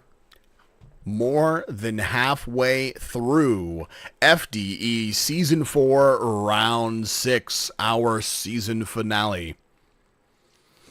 We have seen a lot of upsets, a lot of wild head-to-head action here in Round 6. We have YSS Diesel and Solo Lessie waiting in the top 4 for their opponents, as we're going to continue on in the bottom left-hand side bracket of your screen. WK Gutter versus Karma Mark 4. Once again, a title card battle up next. But before that, we're going to be seeing the 242 Renga and Get Baptized fight it out for that top 16 position.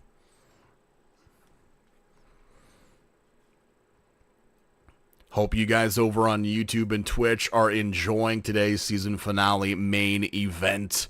Utah proving to be a pretty challenging and interesting track for these drivers. Lots of OZ2 mishaps and OZ3 spins. But here we are with 242 Renga and Get Baptized ready to make their mark on round 6.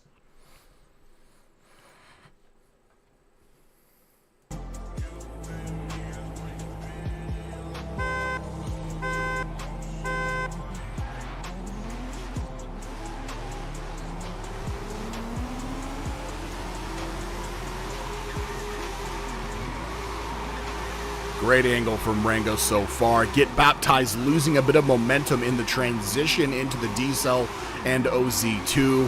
A proximity opening up between these two drivers. Baptized looking for some grip. Not overcooking OZ3, but just trying to find his way back to the side of lead driver Renga. Renga with a very clean lead there.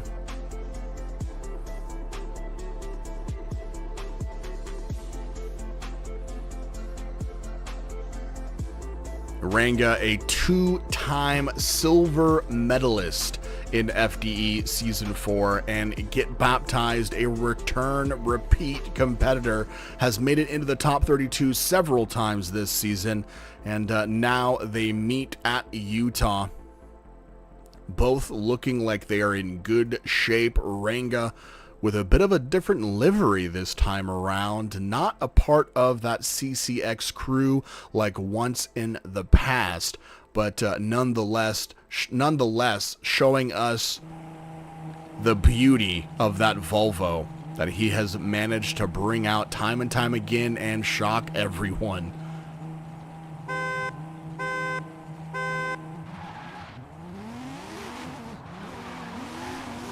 Get Baptized in the Mark 5 coming down the straight for an initiation.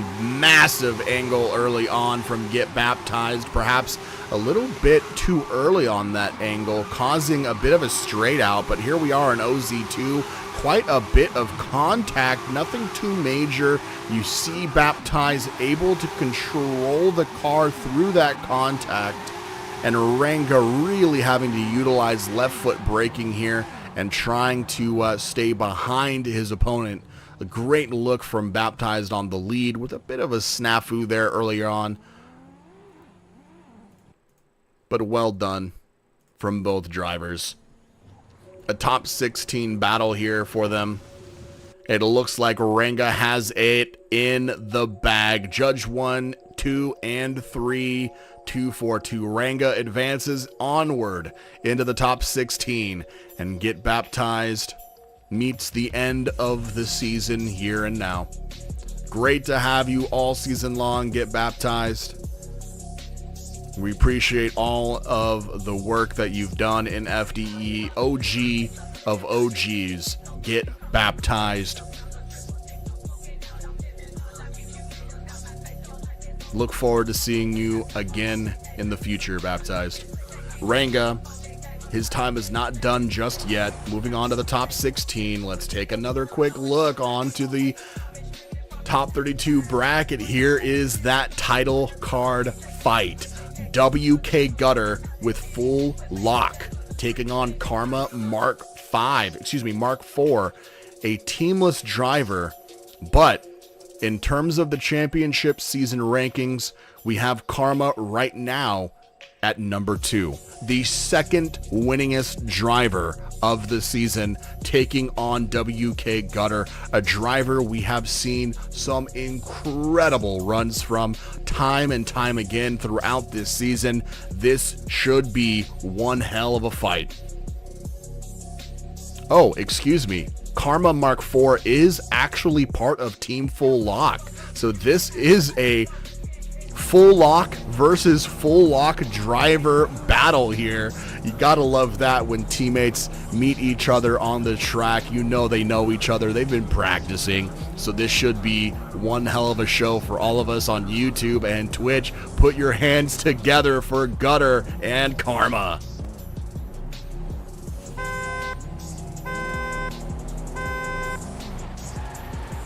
Bit of a rolling start there for Karma, matching each other's speed down the straight. They look familiar. A beautiful synchronized initiation into inner clip 1 OZ2 decel zone, looking spectacular. Perhaps a bit of proximity opening up there from Gutter. Gutter with a clean line through the course, looking as smooth as ever. Karma not too far behind. One hell of a head-to-head there. Wow. I could watch that on repeat over and over again. Incredible looks from both drivers. Such close contact, such close proximity throughout the entire course. Transitions being matched, initiation being matched. These drivers know how to get it done, and they're showing us all here what FDE is all about. If you're a fan of drifting motorsport and you're not excited by this, I don't know what's wrong with you, but there's something wrong with you. Karma Mark 4, number 2 in the championship standings. WK Gutter, I believe our 8th or 9th driver in the championship standings.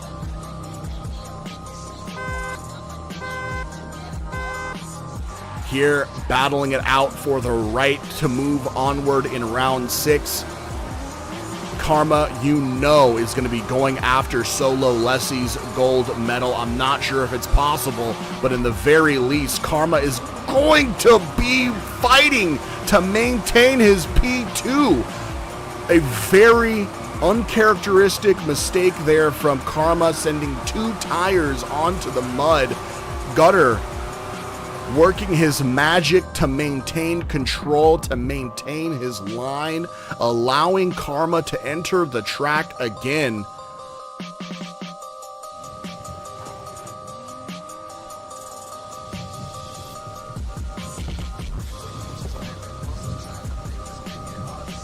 Karma probably going to be upset that he wasn't able to keep it on track in OZ2. You saw Gutter's lead run. You know it was perfect, and WK Gutter does indeed advance. It is Judge 1, 2, 3, 4. WK Gutter. I can't say it's that much of an upset because Gutter is one hell of a driver, but Karma Mark 4 leaving the competition in the top 16, not able to fight his way into the top 8. I gotta say, I'm a little surprised, but when you get giant versus giant, anything can happen.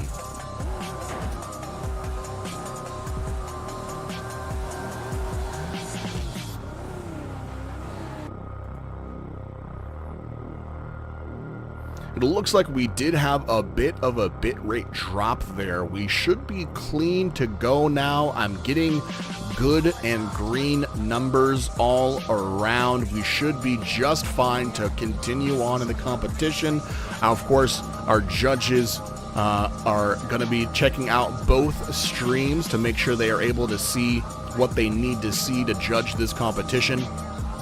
WK Gutter getting a clean win there, a beautiful lead run, with a small mistake from Karma sending him out of round 6 early. I have much more to say, but we do have drivers on the track ready to get it. It is going to be the 242 Ranga being battled up against James Neilio.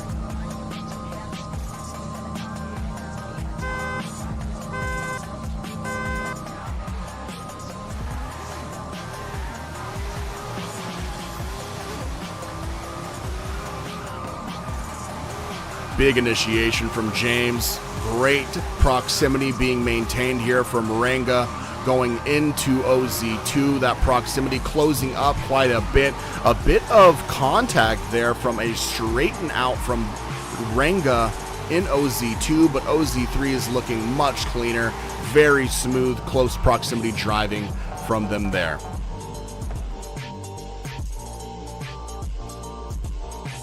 Karma has been an absolute pleasure to watch this entire season. Such an incredible driver.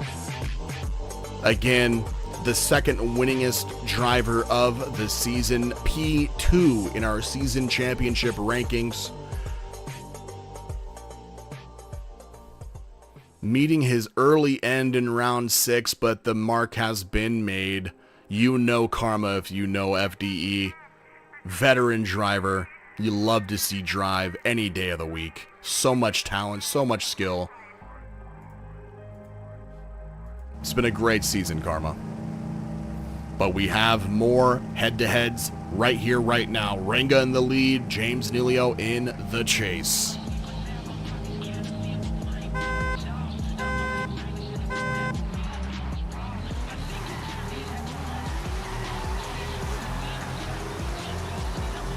Now, it's going to be up to James to keep up with Ranga here. Ranga has had this car dialed in all season long. You see Ranga kind of taking away a bit of proximity from James here in OZ2. Very, very close side to side here through OZ3. Looking very dialed, as you would expect from these drivers at this point in the season. Very difficult to call it there. You saw in the lead run for James, Ranga had to utilize, that's very correct, Shake and Bake, a lot of left foot braking there in OZ2. Perhaps a bit more deceleration than is normal for James. They didn't lose so much momentum that they couldn't finish the zone, but a lot of momentum lost for James on that lead. It looked much faster when Ranga was in the lead. James didn't really have to utilize as much left foot braking. Now it just comes down to how clean of a lead they were able to put together and the proximity on the chase.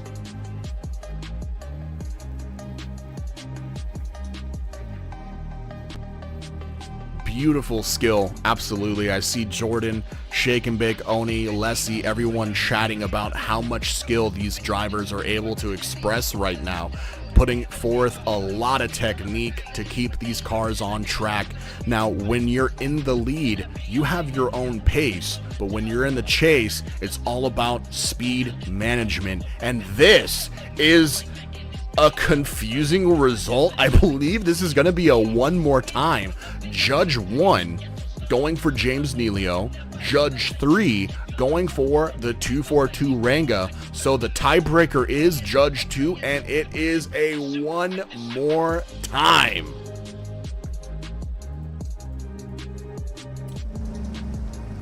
And not only am I not mad, I'm happy. Let's see this run back again. James in the lead, Ranga in the chase. Can Ranga show us that left foot brake skill once again to keep himself on the track and behind the door of James Neilio?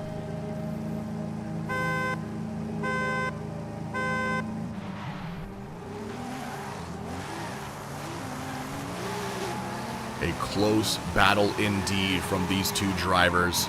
Looking set through inner clip 1, OZ2. Some respect being shown from Ranga there through the decel zone, allowing James to settle into his line and then making the attack back onto the door through the transition into OZ3. Super clean, super close. That is a great showing from Ranga there. Really, James doing a great job with the lead, but Ranga tightening up the proximity in this one more time. Absolutely.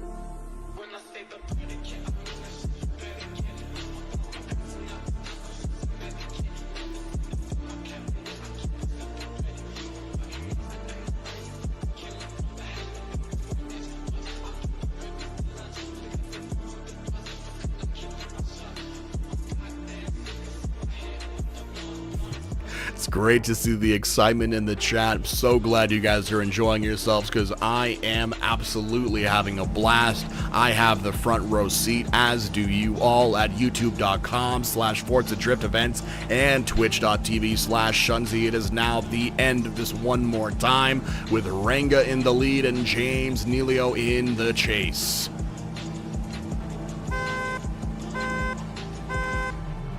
A rolling start from James to make sure that Ranga does not get too far away from him on the initiation. Very good look through inner clip 1. Great initiation. Decel zone. James utilizing that decel zone to settle into the pocket of Ranga on the lead. James is not leaving any room. James is coming to compete.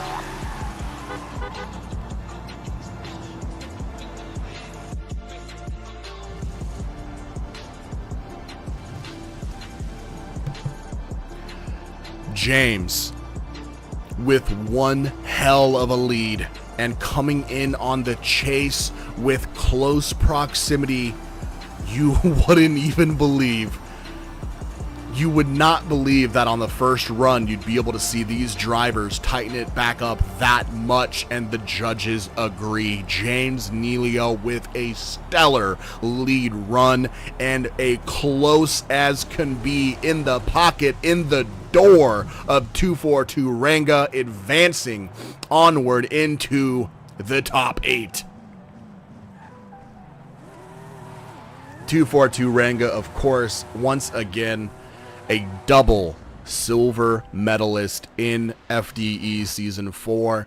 A driver that has shown us that the Volvo 242 Turbo can hang and perform in drift competitions with a one-off car that you have not seen anyone else drive this season. He has all the respect from me. A great season from Ranga. It's been great to see you drift and grow and change that build up for every single track that comes your way. A fantastic season from 242 Ranga, coming to a close at the hands of James Neilio. Now let's refresh our memory. We do know who is coming up next, but let's look at the context. Whoever wins this battle is going to go up against YSS Diesel in the top 4. Yes, ladies and gentlemen, this is an Elite 8 battle. WK Gutter against James Neilio. Wheel player versus wheel player.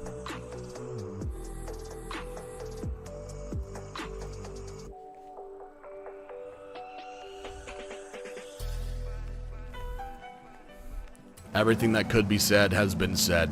You know who these drivers are. You know what's at stake here.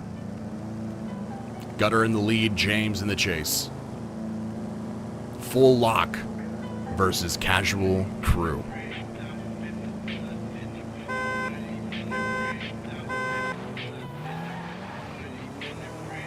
good-looking standing start there, or rolling start there from James, lacking a little bit of grip on...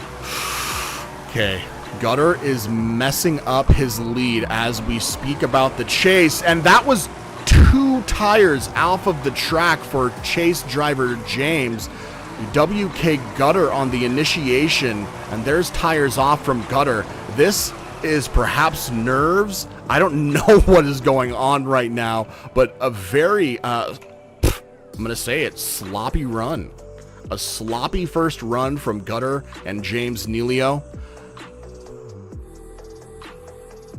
Gutter having a hard time with the initiation. There was no contact, but he slid straight through OZ1. There was not much angle to be had. And then you see James Nealio dip tires onto the track in OZ2 and OZ3 with tires off track for Gutter. Big mistakes. Big mistakes. Let's see how the next run goes and where the judges are at. But it is James's chance to tighten up the hatch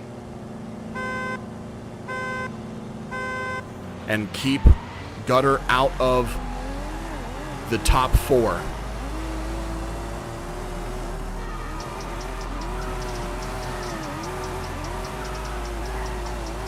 This is looking much cleaner from both drivers, which does not look good.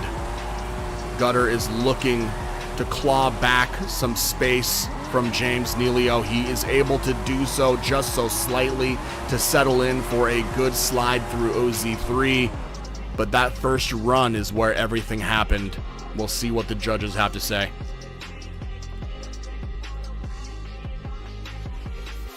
You can see exactly what you're saying there, Raven Work.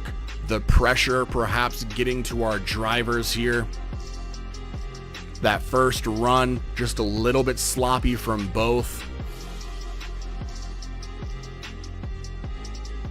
It's going to take a few minutes here, I'm sure, for our judges to be able to... Oh, nope. Okay, Judge 1 for James Nealio.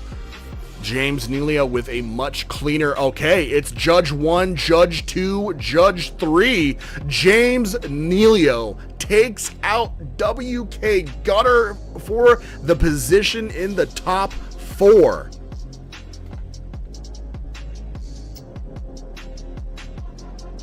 It's not... I thought it could have been a one more time.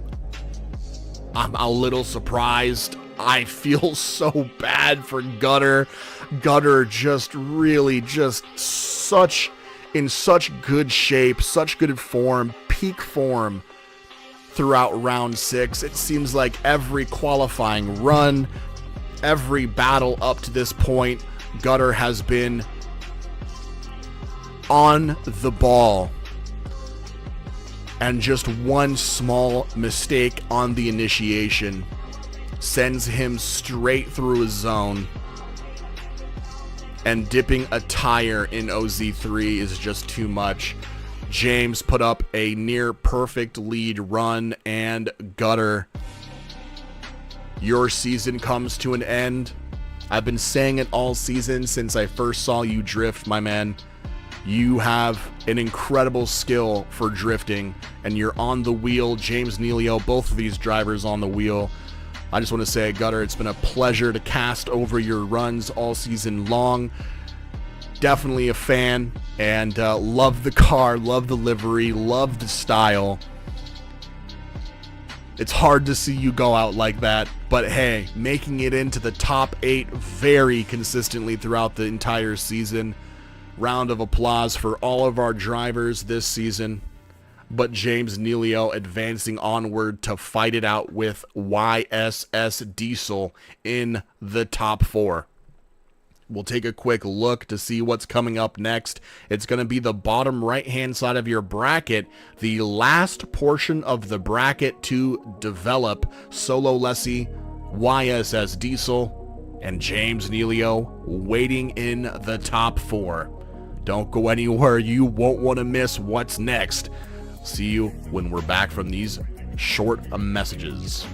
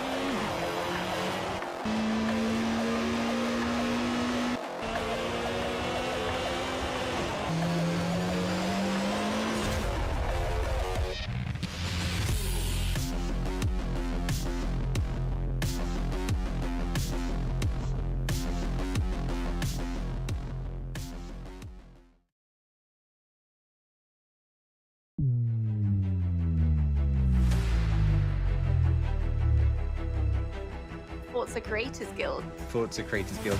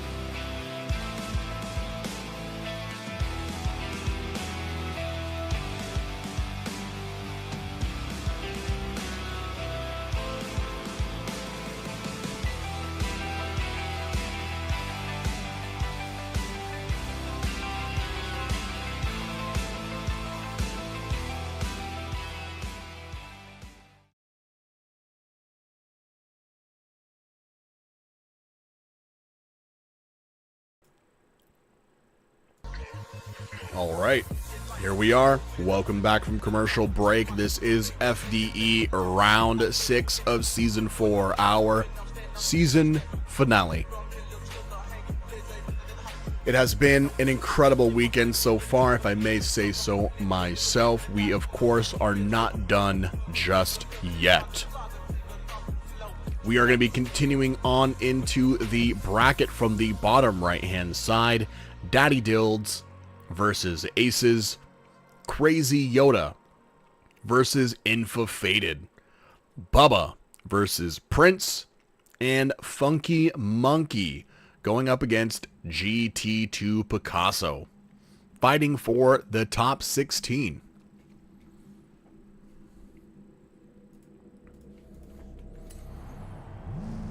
Drivers are on the line. Daddy Dilds absolutely in the elite of elite drivers this season, currently ranking number 3 in the overall championship standings. On the right-hand side in your lead is Daddy Dilds. On the left, chase driver Aces. I believe a new driver representing Team Street Famous.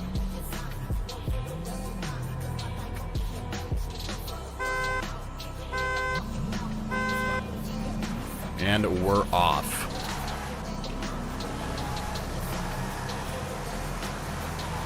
Big initiation from Daddy Dilds, hitting easily through inner clip 1 and outer zone 1. Can Aces handle the decel zone? Lots of deceleration from Aces through here, causing the camera car to even break my own ankles, since I am, of course, in the camera car. However, settling in smoothly, sort of, for the last outer zone. Just too much to handle for Aces through the beginning of OZ2 and the end of OZ3. Again, based on the bracket, Daddy Dilds was our second qualifying run or third from yesterday, meaning that Aces is going to be much lower on the bracket than Daddy Dilds. So when you get this high into the bracket, being number 2 or the 3rd seed of the bracket, there's a lot of work to be done from Aces. Perhaps too much for a rookie driver at this time in the season. Yet, here we are. Aces gonna do his best to finish strong in this lead.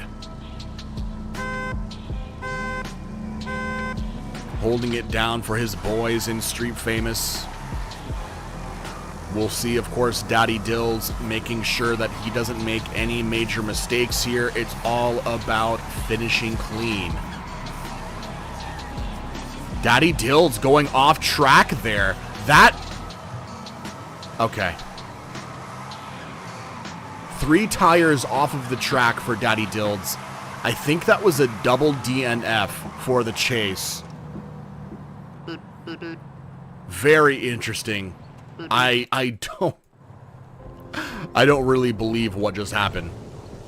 Daddy Dilds perhaps thinking that he could take more speed into outer zone 2 than he should have. Of course, Aces doing the same on his chase. Both drivers doing decently in the lead, but the chase runs are going to be a double DNF. It would not surprise me if this is a one more time. This could go the way of Daddy Dilds,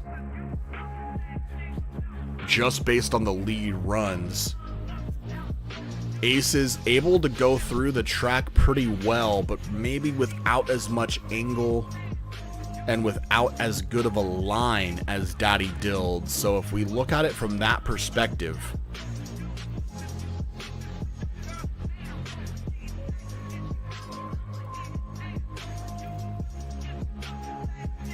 the lead run could have sealed the fate here. It could be Daddy Dilds or a one more time. I don't think we're going to see Aces with the win here, purely based on the comparison of the lead runs.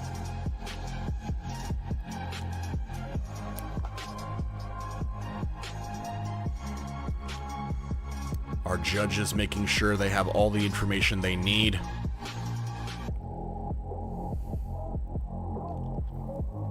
We see chatters rooting for the underdog here, looking for that one more time. It looks like you guys, unfortunately, will not be able to cheer on the underdog. It is a Daddy Dilds advance, and I will say, Daddy Dilds, moving on into the top 16, is going to need to make sure that he doesn't make that mistake in the future. It could have very easily gone worse for Daddy Dilds.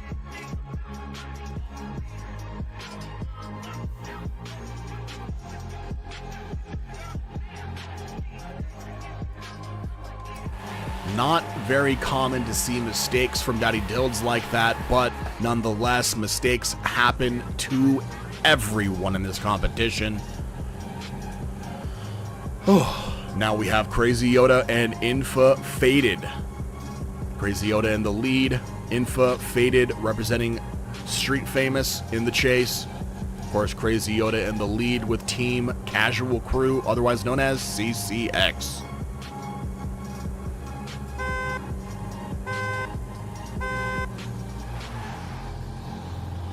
Good timing off the jump for both drivers. Classic Shelby GT500 versus New School GT. Ooh, looks like early on Infa Faded taking a bit of a shallow line through outer inner clipping 1 and lots of contact here. Very unfortunate for Infa Faded there. That might have caused a DNF from the lead driver. Too much speed, too much momentum going into OZ2 can spell disaster on the lead and the chase. You saw Infa Faded there just carrying too much momentum with a big hit on Crazy Yoda in the lead, otherwise known as Sir Seek. You know, I wish everyone's names were the same across every platform. I swear, it's like Discord, different name. Xbox, different name. Forza, different name. Twitch, YouTube, different names. No, I'm just griping it for no reason now. It's time to get back into the action. Where is my head? Infa Faded with an unfortunate DNF situation on the chase. Now we have Crazy Yoda in the chase. All he has to do is finish this out strong, and he takes the W.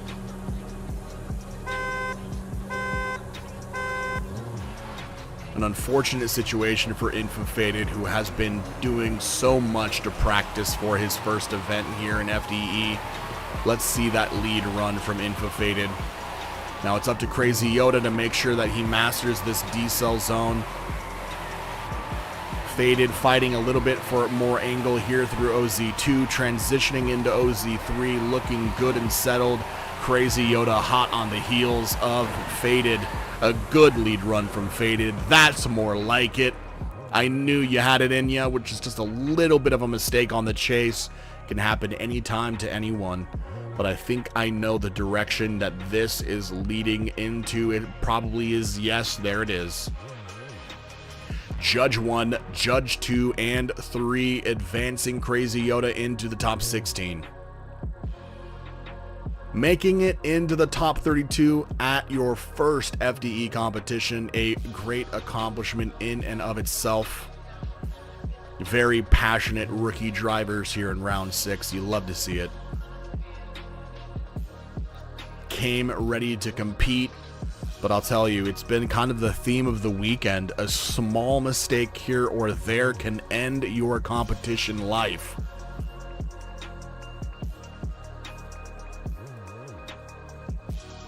Let's take a peek at the top 32 bracket and let's refresh our memory of exactly what we're looking at here. We do have Daddy Dilds in the top 16, going to be taking on Crazy Yoda, but up next we should be seeing Bubba going against Prince and Funky Monkey against GT2 Picasso. And here we are. Bubba in the lead, Prince in the chase.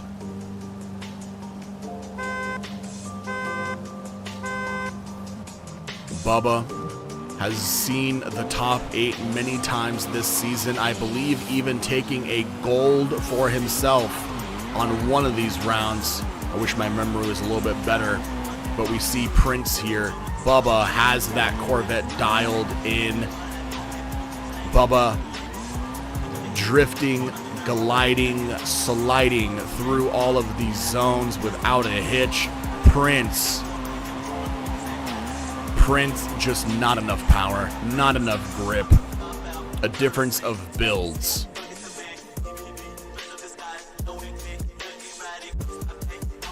We've seen Prince fighting that car through these fast speed tracks all season long. When you take Prince onto a smaller track like perhaps Moto Arena Lodz or English Town, Definitely going to see those lower power builds, those less grip builds, put up more of a fight. But when you have a track like Utah, as you're seeing in front of your eyes, this long initiation run, you're reaching speeds of around 100 miles an hour into the first inner clipping zone.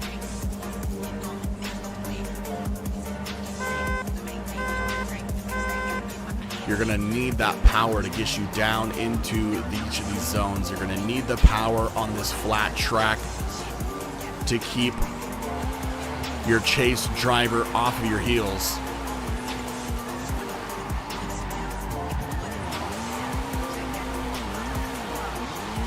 Bubba trying to fight that left foot braking technique to stay behind a much slower, less grippy Prince in the BMW. Bubba doing a great job. Lots of respect shown for the lead driver, but again, Prince just perhaps not this track. Talented driver we've been seeing repeatedly in each of these FDE rounds all season long. But Prince just not with the power for such a high speed track. It's flat, very straight. You're going to see a lot of speed here. That's why you have that decel zone into OZ2. So as we see, Bubba advances into the top 16.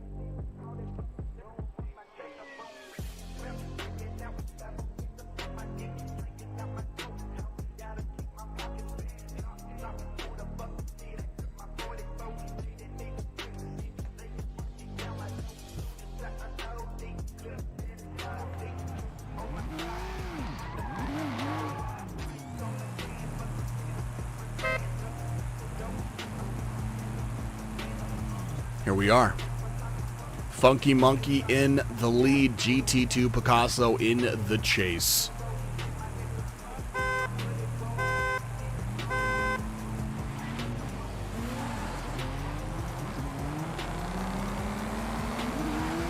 Funky Monkey in that clean CCX Dodge Viper, looking to set a solid lead run. Ooh, that's a DNF. 4 tires off of the track for our lead driver, Funky Monkey. Picasso doing his best to try and stay on. Funky Monkey coming from behind to try and find some semblance of a clean run, but just not. That's a DNF. He wanted to finish out strong. Lots of respect, but the second you put your car off track, that's a did not finish. So a DNF for Funky Monkey in the lead leaves a wide opening for chase driver Picasso to run away with this W. Very hard understeer. You can see Funky Monkey has an extremely grippy build. That Viper has speed, power, and torque with a lot of grip. If you don't have the right angle and wheel speed at the moment, then you're gonna grip up and you're gonna understeer. You can see just how much grip that Viper has with that crazy understeer, as pointed out by our legendary Solo Lessie over there on youtube.com/Forza Drift Events. So of course, the name of the game for Picasso here is just to finish cleanly.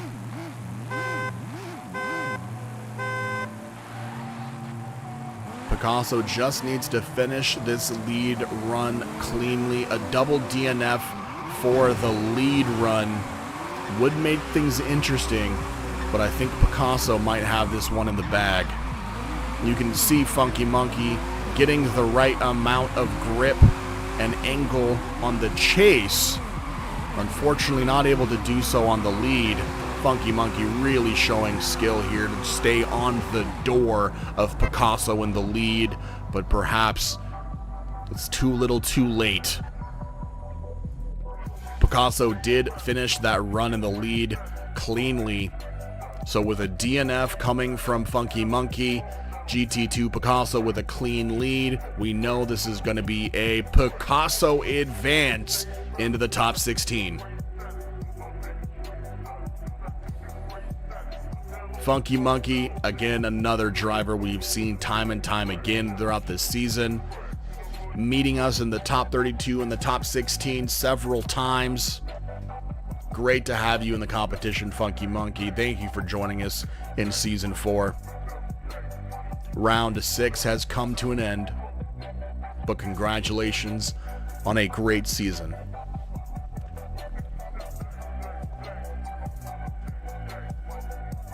Top 32 bracket.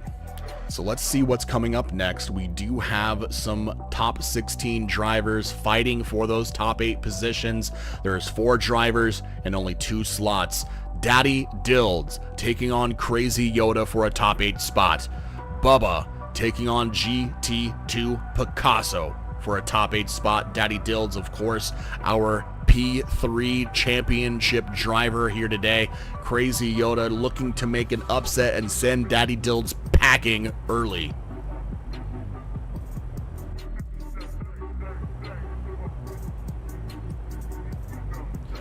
Daddy Dilds in the lead and Crazy Yoda in the chase.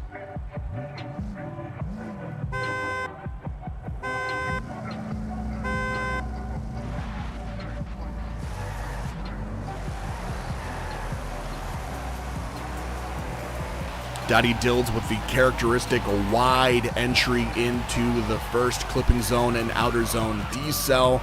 Looking good from both drivers. Lots of respect being shown from Crazy Yoda through that decel zone. Very close proximity transition into OZ3. Both drivers showing their stuff. Lots of angle from Crazy Yoda on that chase. Daddy Dilds has a battle on his hands.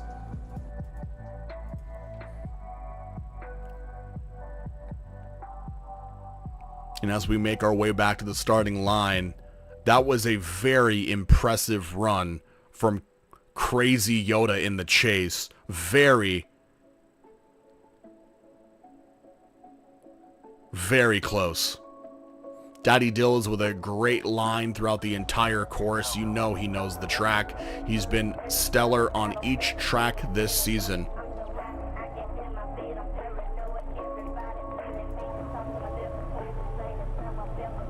Crazy Yoda now opportunity to run away in the lead, and Daddy Dilds has to keep close in the chase.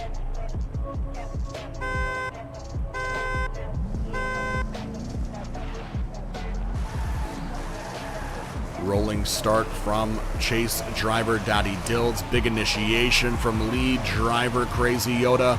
Looking very similar through OZ1 and inner clip 1. Decel zone providing a bit of a challenge for both drivers. Both drivers trying to maintain angle through OZ2. Transitioning into OZ3 and Crazy Yoda. Crazy Yoda with a DNF. I think he knows what just happened. Wow. So Daddy Dilds, I think that's a W for Daddy Dilds. Crazy Yoda with just too much speed and momentum into OZ3, sending him far out wide. All 4 tires are off the track. That is an unfortunate DNF from Crazy Yoda's lead run. So a completed lead from Daddy Dilds. A DNF lead from Crazy Yoda means Daddy Dilds will be advancing into the Elite 8.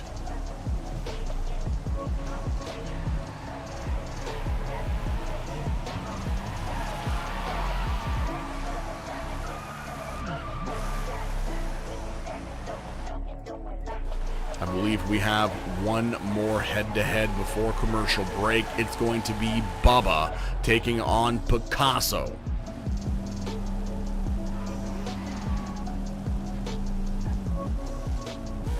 All right, here we go. Another Elite 8 battle. Top 16 Bubba and top 16 Picasso looking to fight their way further into round 6 here at Utah Motorsports campus.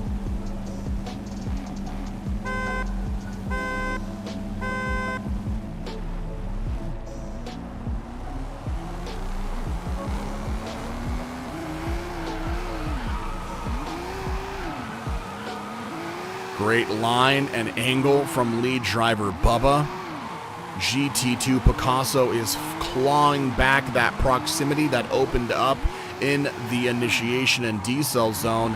A little bit of a late transition from Picasso through OZ3, and Bubba just sideways and smiling through the entire track. Very clean from Bubba in the lead there.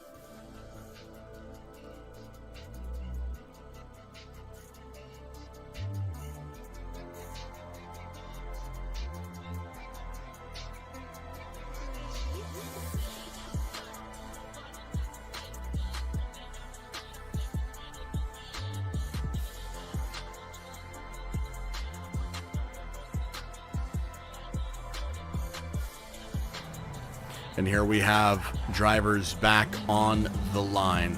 Bubba in the chase, Picasso in the lead. Bubba looking to keep proximity close, and Picasso looking to shake Bubba off his heels.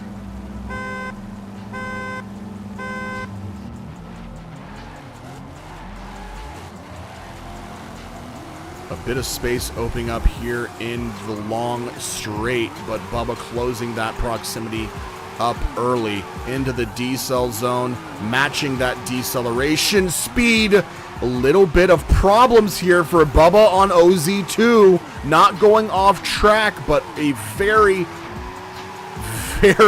awful grip up situation there where he just drives through the track. I gotta say, the proximity from Picasso there was matched, but Picasso did not have such an egregious mistake on his chase.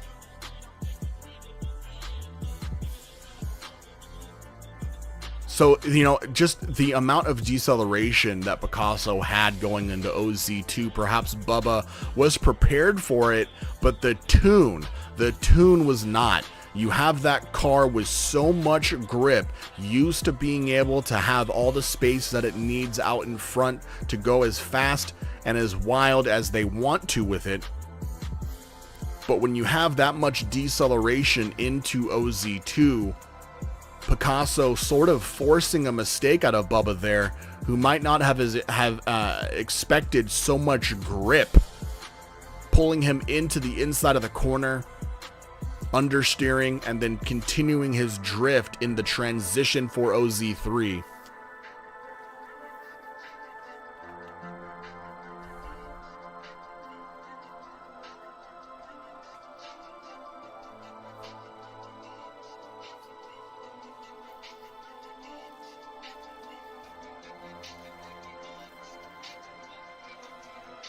It looks like a one more time from Judge 1.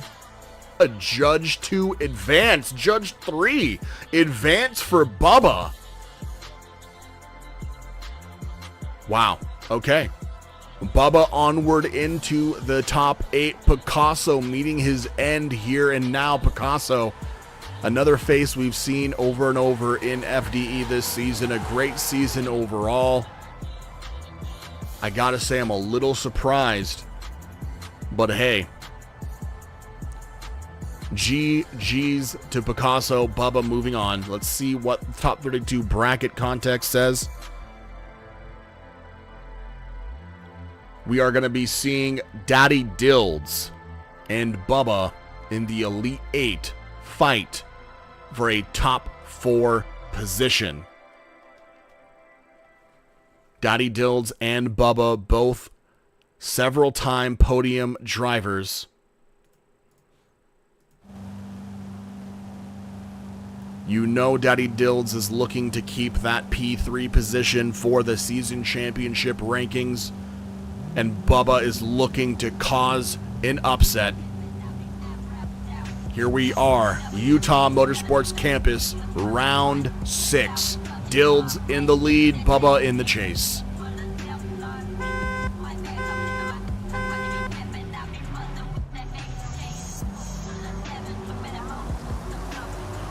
Big initiation from Daddy Dilds. Bubba knows his driving style and mimics the entry into Interclip 1 and OZ1 deceleration zone. A lot of contact from Bubba into the OZ2 area, transitioning onward into OZ3. I'm not sure if that was going to be called a DNF for either driver. There was a lot of contact there and a lot of tires off the road for Daddy Dills. Some unfortunate heavy contact there early on. I'm telling you, OZ, that deceleration zone into outer zone 2 is a very difficult part of this track to master.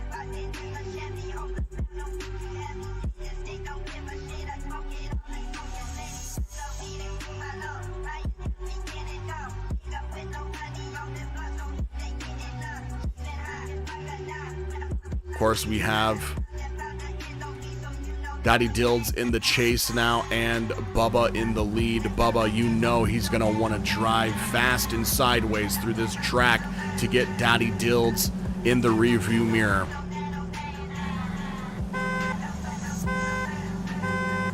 Here we go. A rolling start for Daddy Dills. A wide initiation from Bubba. Great proximity from Daddy Dills through the first few zones. Big decel zone, but being beautifully done by Bubba in the lead. Daddy Dills hot on the heels of that CCX Corvette. Matching angle, a little bit of contact, but nothing these drivers can handle. Daddy Dills with a spectacular chase run.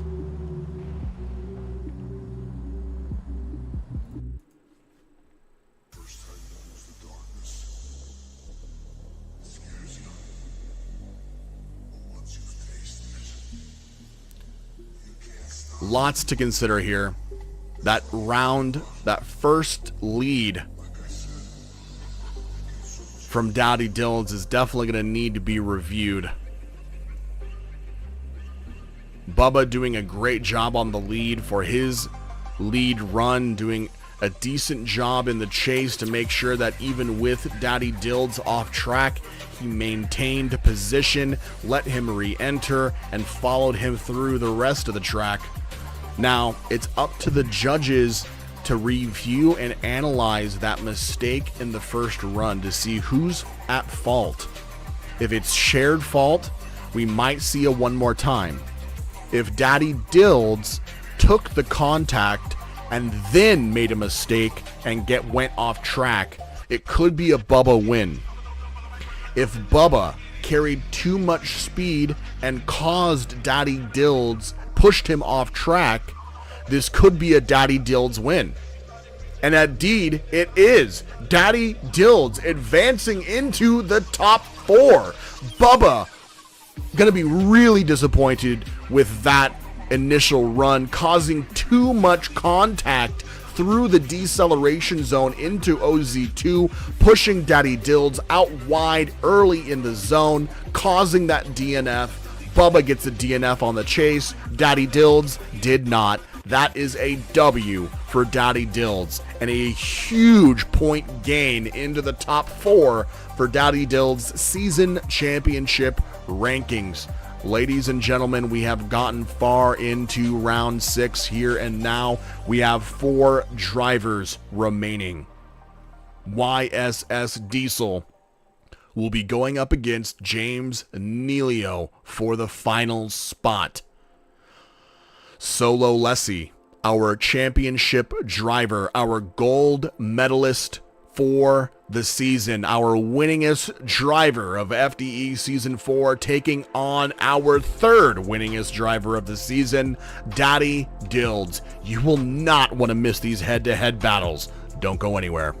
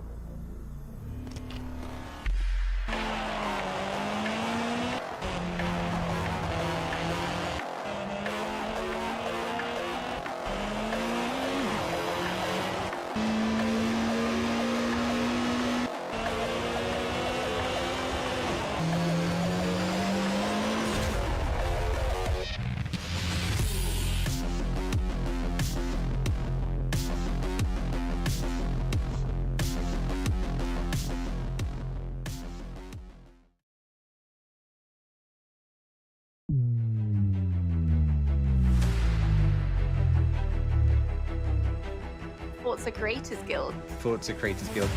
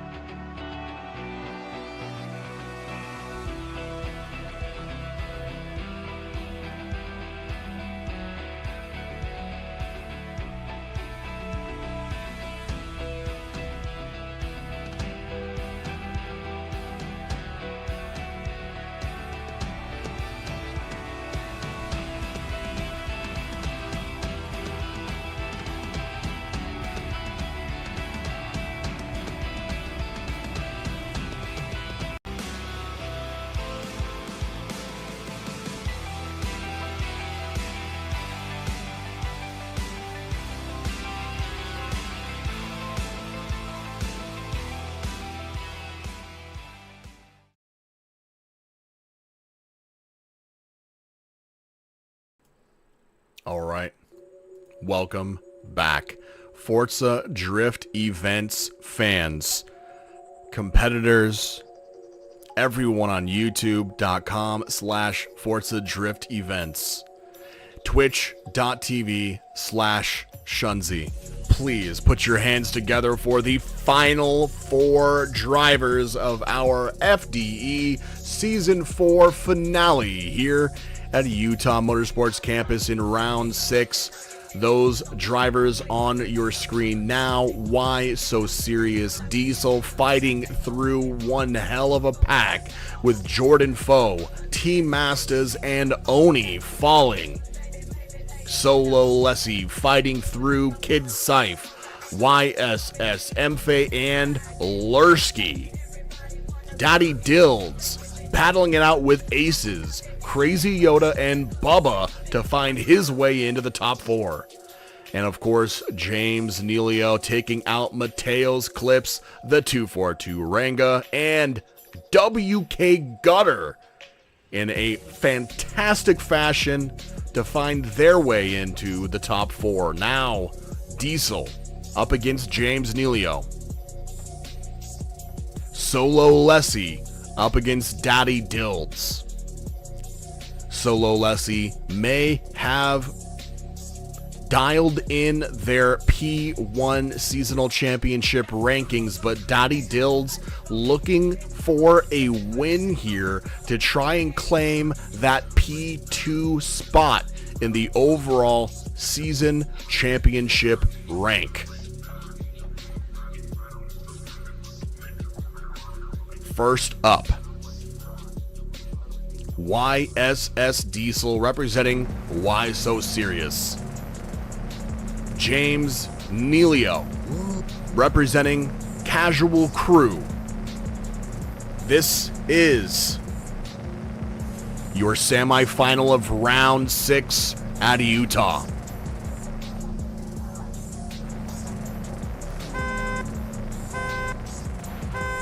A rolling start from chase driver James Neilio, looking to make a big entry. Why So Serious Diesel looking very smooth all weekend, starting out strong in these zones. Contact early in OZ2.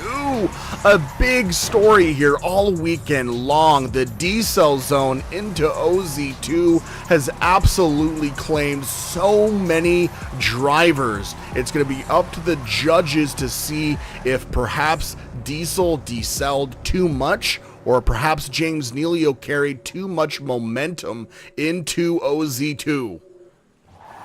At this point in the competition, you would expect not to see these mistakes, but Utah is a challenging track. The D-cell zone is difficult to master. E-brake is allowed, left foot braking is popular, D-cell has to be expected through there. Now, it's the amount of grip that your car is going to afford you when you get back on throttle that's going to make the difference. And there you saw not enough grip for our chase driver, pushing the lead driver Diesel out. James Neilio now in the lead, Diesel in the chase.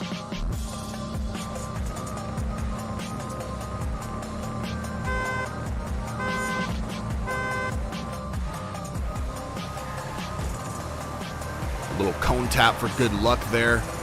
And 3, 2, 1 initiation into inner clip 1 and outer zone 1. Looking smooth so far from James Neilio. Diesel has the strategy in the bag. It's not about going wild right now. The judges might deliberate in his favor for that initial run. James Neilio might have caused a DNF. We don't know just yet, but Diesel knows, okay, I cannot repeat that mistake. A clean lead from James Neilio there, and a very clean chase from YSS Diesel.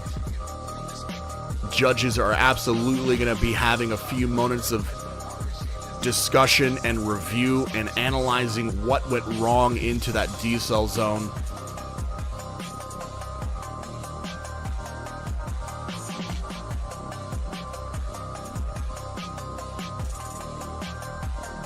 You see everyone on YouTube. Funky Monkey, Reed D Chicken, Solo Lessie. Everyone rooting on their fellow competitors, rooting on their community. Love to see it. Got Joshy Jenkins, Julian, and Marvin hanging out with Bob Gaming over on Twitch, waiting for the results from our semifinal run between YSS Diesel and James Neilio.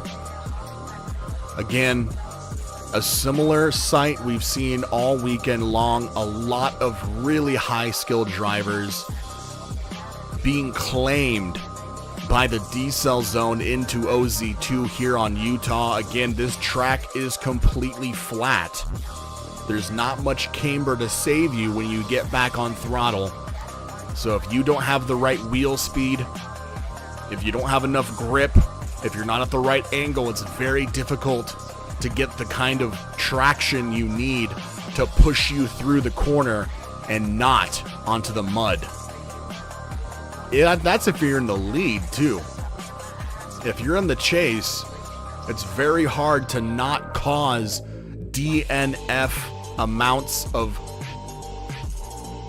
momentum transfer through contact. We see Judge 1 and Judge 2 going for YSS Diesel. James Neilio in the chase, causing a DNF. YSS Diesel in the chase with a clean run all the way through. YSS Diesel advancing into round 6 finals. James Neilio's time in Season 4 coming to a completion here. A fantastic driver, a podium driver. Everyone knows James. Great driver, great guy. It's been amazing to watch you drift and grow your skill over the season at each round.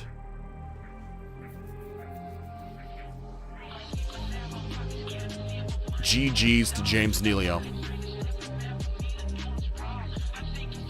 We now, of course, have another semifinal.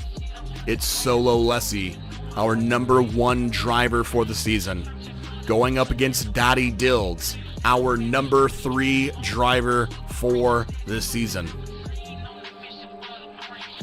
Solo Lessie looking to end the season with a double gold. The gold from first at Utah and the gold from the season championships. Looking to mint history here in FDE. Here we are. Lessie in the lead, Daddy Dills in the chase.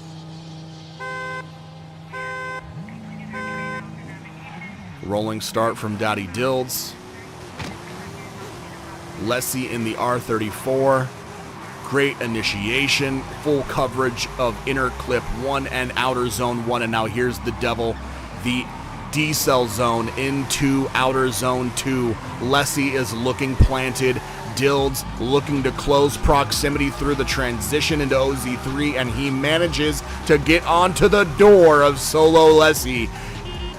Great lead, very close proximity run from Daddy Dills.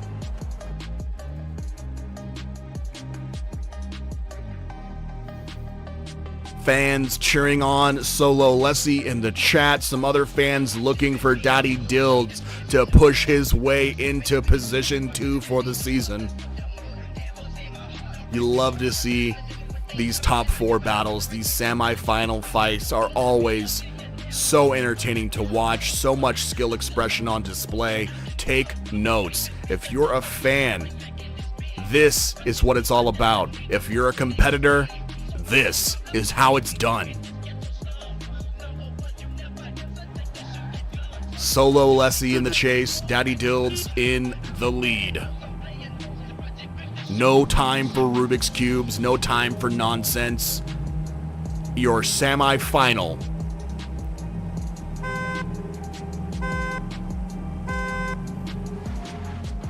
Forza Drift Event Season 4, Round 6, Season Finale. 2 heavyweights fighting it out on Utah Motorsports campus. Daddy Dills with an incredible lead line so far. Great decel, great outer zone 2. Solo Lessie is on the door. Solo Lessie looking for double gold. That might be just enough.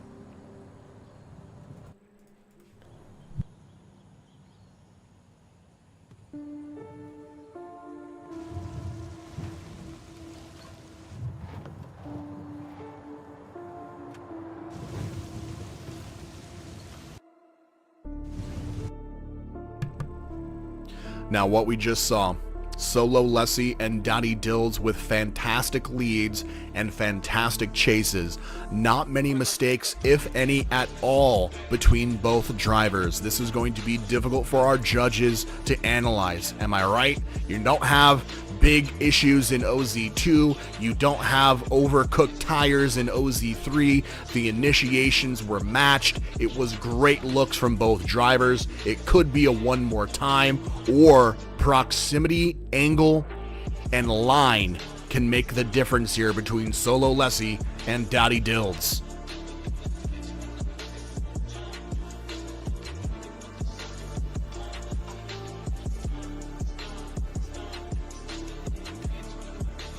Track absolutely smoothness through the track, how many corrections the drivers have to make to maintain their angle and speed through Utah. All of this being considered by our judges, making sure they don't miss a single moment.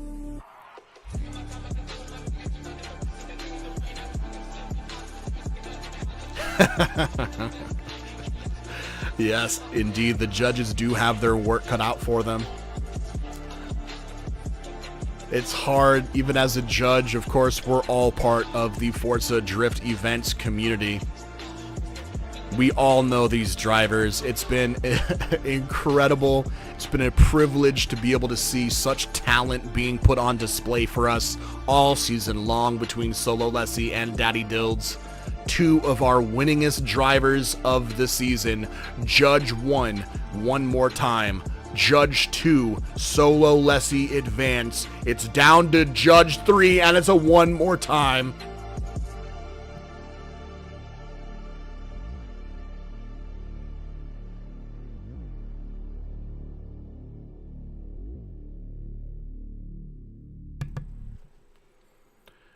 One more time between our two of the top drivers of the entire season.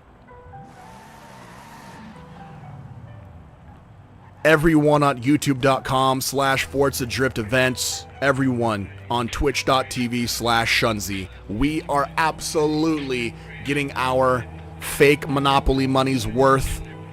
A one more time between two FDE giants. Lessie in the lead, Daddy Dills in the chase.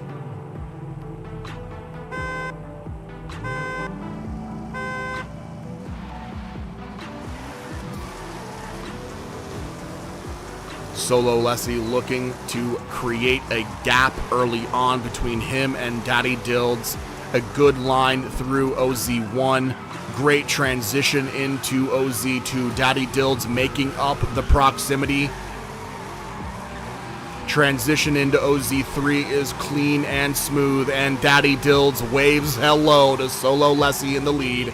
A fantastic lead, a fantastic chase. Perhaps a little bit of a proximity opening up there early on, just due to the launch that Solo Lessie had on Daddy Dilds.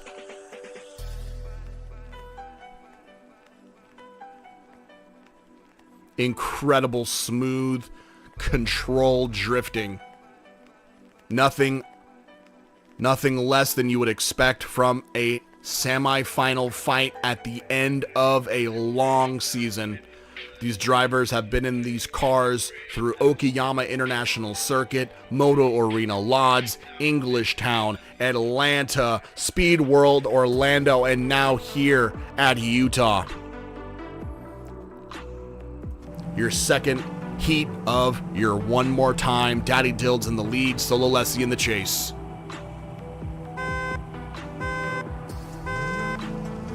Forza Drift Events fans, put your hands together. Daddy Dilds in the lead. Solo Lessie, not a lot of proximity there for him to claw back from. Very close here.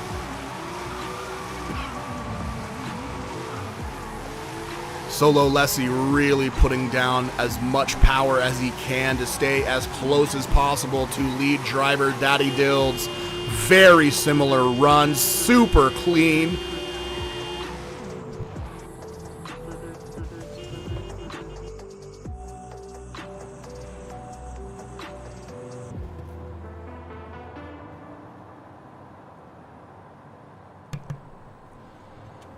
Incredible looks from both drivers.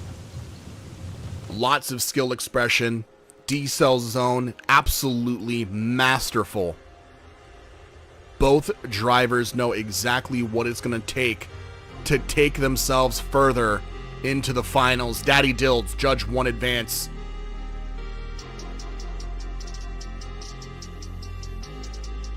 Judge 2. Daddy Dilds advances into the finals A bit of an upset here. Solo Lessie being taken out of the finals contention. Daddy Dilds moves forward.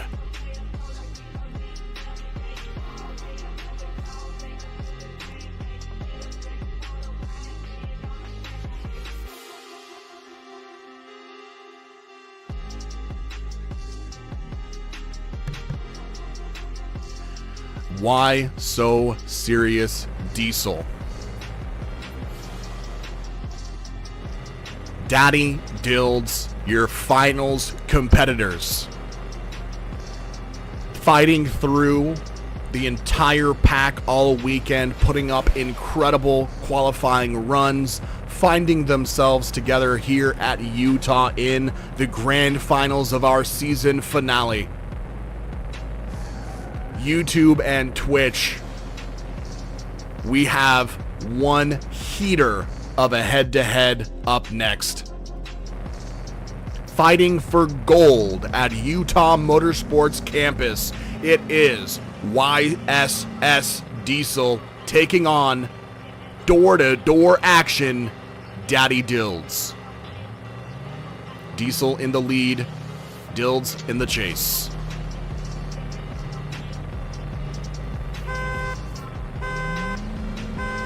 Mustang on Mustang action, you know you love it.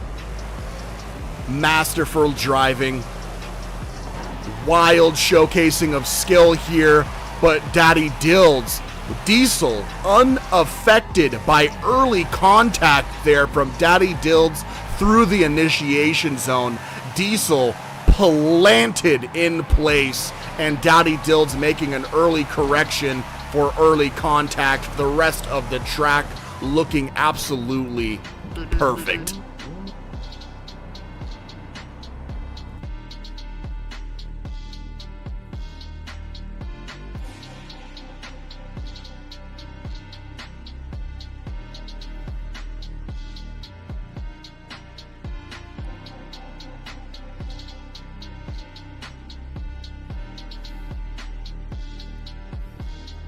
A bit of an awkward entry. An awkward initiation from Daddy Dilds. This is the finals battle. Every little quirk of the run, every little mistake is counted. These runs are nearly perfect at this point. The smallest snafus make the biggest difference here. Daddy Dilds now in the lead. Diesel in the chase.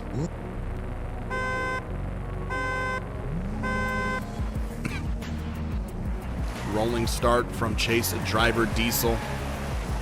Dilds going for a wild entry into the zone.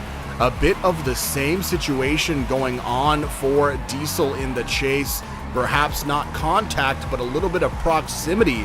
Opening up early on and then closing through OZ2, but Diesel is right back where he wants to be, in the door of lead driver Daddy Dilds.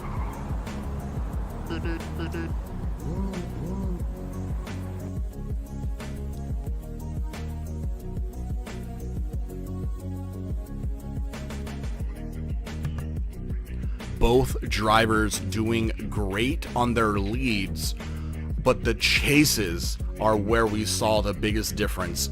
Both drivers having an awkward initiation into inner clip 1 and outer zone 1. A little bit different. Diesel did have more proximity, whereas Daddy Dilds actually made contact with Diesel through that zone. It's a different kind of mistake, but a mistake in the exact same area. And there it is. A grand finals one more time.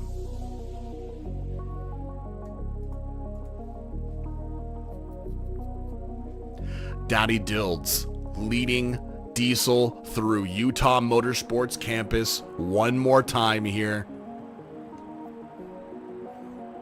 Too close to be called. absolutely we're eating good. Ladies and gentlemen on YouTube and Twitch, we are eating good. Some solo Lessie one more times, some grand final one more times. We get to see the highest skill expression drifting in Forza here and now. FDE Season 4, Round 6, Grand Finals one more time. Diesel in the lead, Dills in the chase.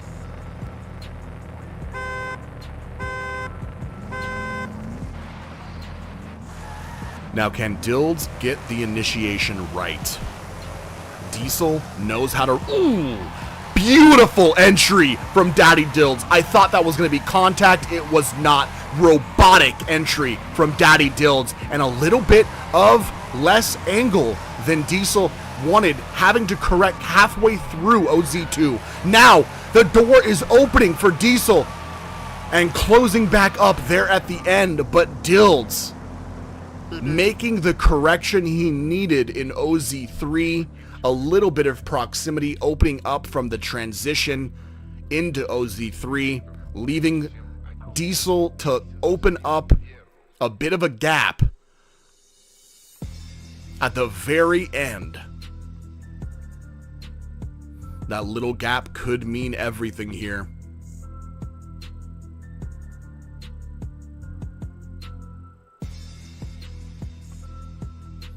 Super smooth from both drivers.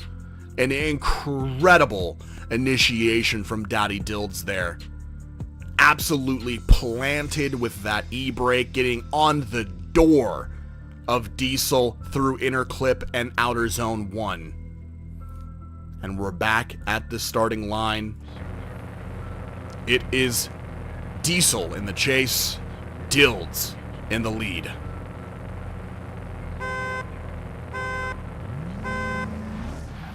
A rolling start from Diesel. Can he match the perfect entry that Dills had on his chase run? Perhaps a bit more proximity here through OZ1. Oh, a little bit of contact there into OZ2. Diesel causing too much momentum transfer into OZ2. Daddy Dills might have just taken away round 6 gold with a unfortunate mistake from YSS Diesel through the deceleration zone. It would be so appropriate for that decel zone to have such an impact in the final run.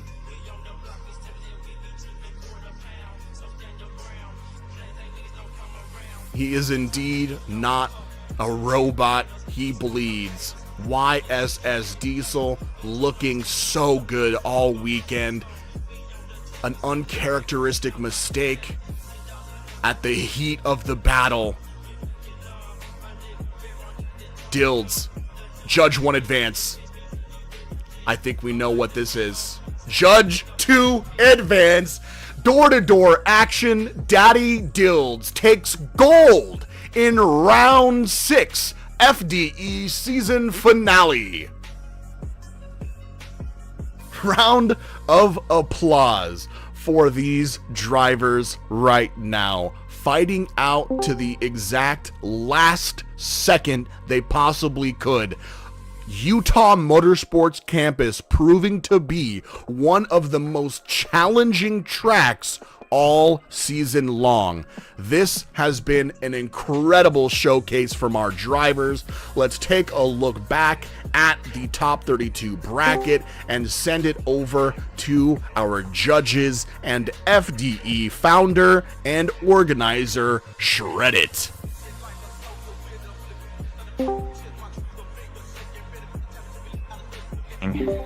Gentlemen, what's up?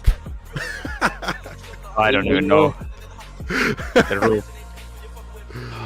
What a turn of events. I feel like this track is possessed in the D-cell zone into OZ2. Some of the most wild DNFs in the qualification day yesterday, and some of the heaviest influence over the head-to-head battles in the main event today.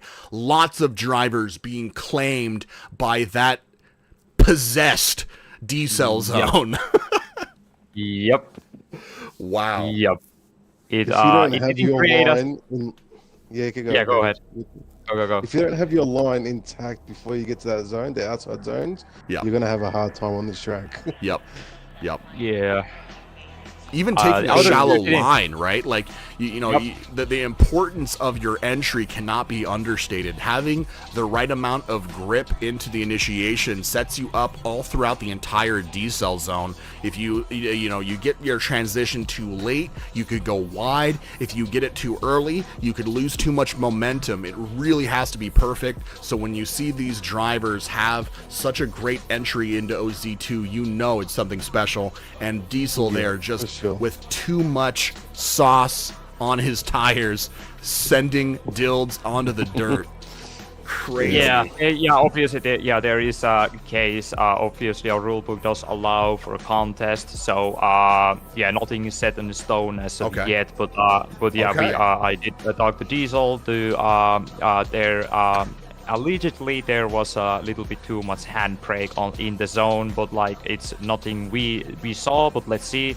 It's easier to know this from the driver's perspective because we only see like from behind and like up in the sky. So that's our only kind of like point of view. So you're saying nothing is set in stone just yet. There is a contest from YSS Diesel. Yes. So where he's claiming there's a little bit too much e-brake.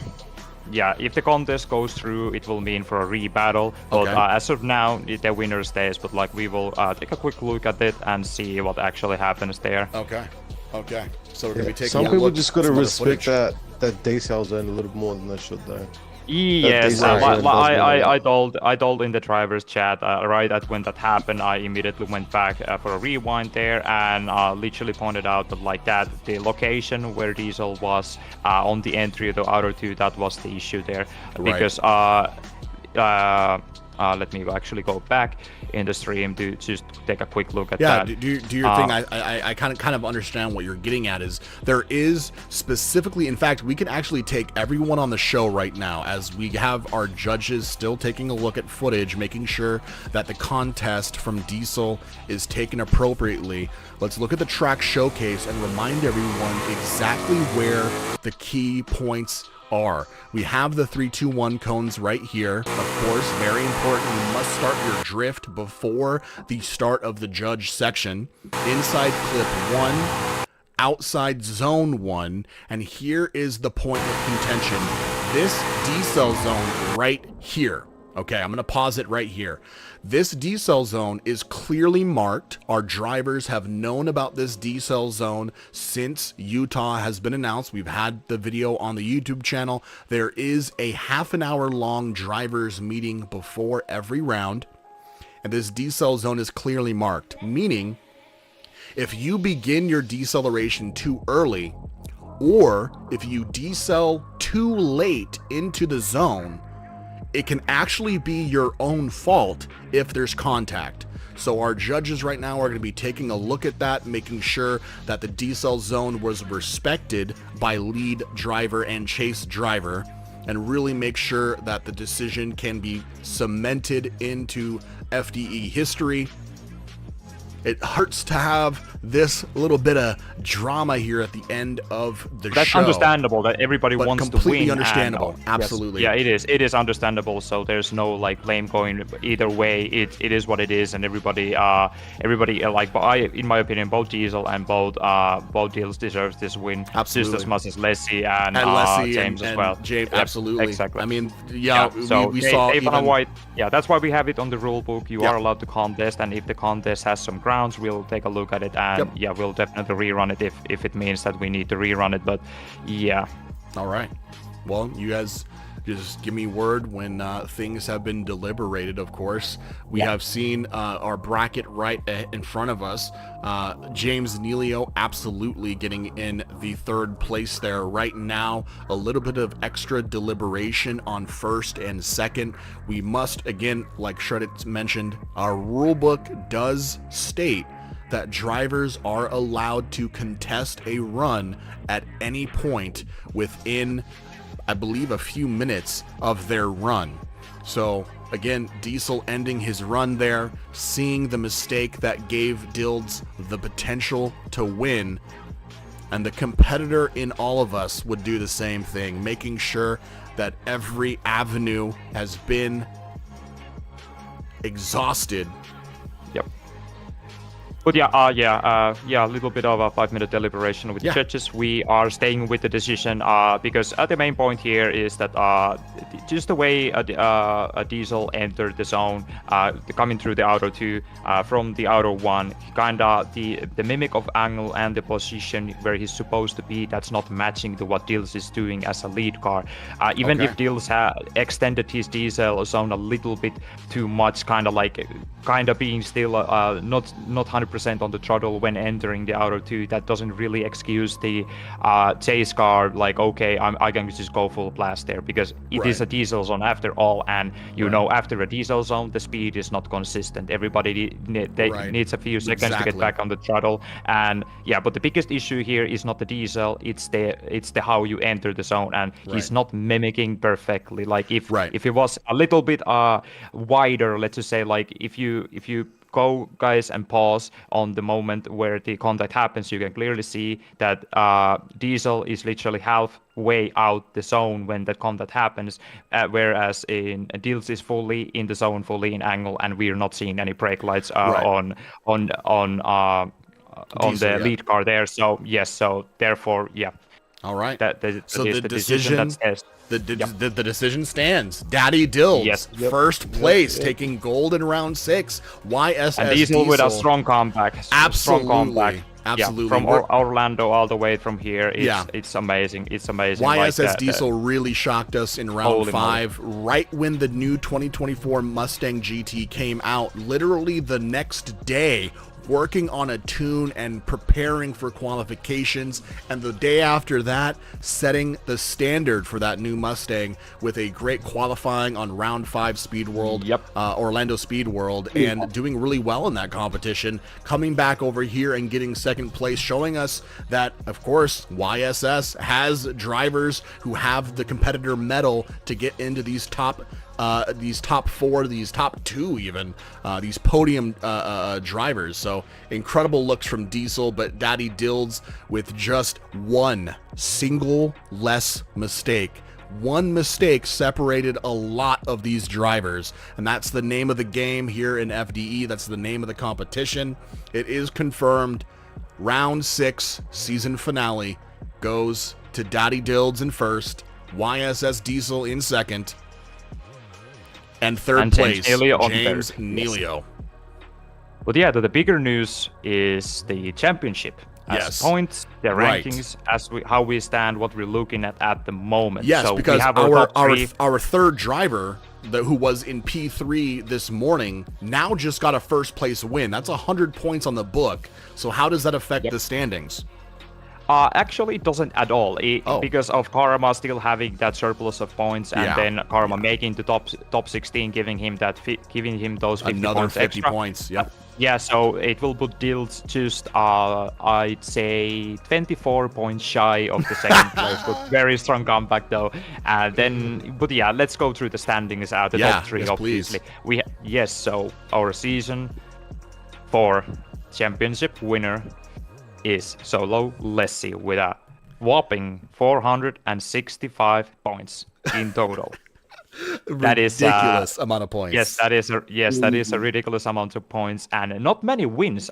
Few podiums, but it's about the consistency. Placing into top 8s every round will net you those points. That's basically it. Like, you don't have to be the best to win the championship. You have to be the most consistent. You have to be here, and you have to always make a show. That's how you win. And Solo Lessie did just that. I remember when we were planning on setting him up for the competition this season, he mentioned me. He told me that he wants to take the win for the championship, and that's all he cares about. And he did just that. So he had the strategy in mind from the start. Solo Lessie, the Season 4 champion driver, #1 for points over the entire season. Karma Mark 4, I believe, in second place. Yes. Yes, and Karma on the second place with a 385 total points. That's amazing. Almost as well. 100 points behind Lessie, and still a whopping amount of points himself. Yeah, 80 points behind, but I'm not 100% sure, but I do think Karma missed one round, and that's why there's that surplus. Wow. I think if he didn't, I might be mistaken, but I have a vague memory that he missed a round. I'm not 100% sure. But yeah, if he was one round more, then maybe it would have been closer. But then again, Karma had the same chances to win actually today as well. But he needed to actually win the whole event as well to take championship win too. But yeah, Karma with a second place, 385 points in total, and then Daddy Dills not far behind. Third place, 361 points. So there's our championship podium. And the rest of the gets top the 10 best of the will be rest? posted.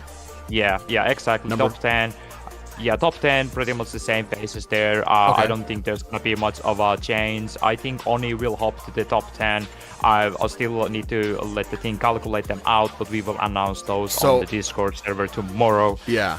Perfect. Great. So more information about the rest of the championship standings are going to be posted on the Discord tonight and tomorrow. We're looking like it's not going to be too much different. I believe Lurski might have been able to claim that P4 position. So best of the rest goes for Lurski. The bronze medal for Season 4 goes to Daddy Dilds.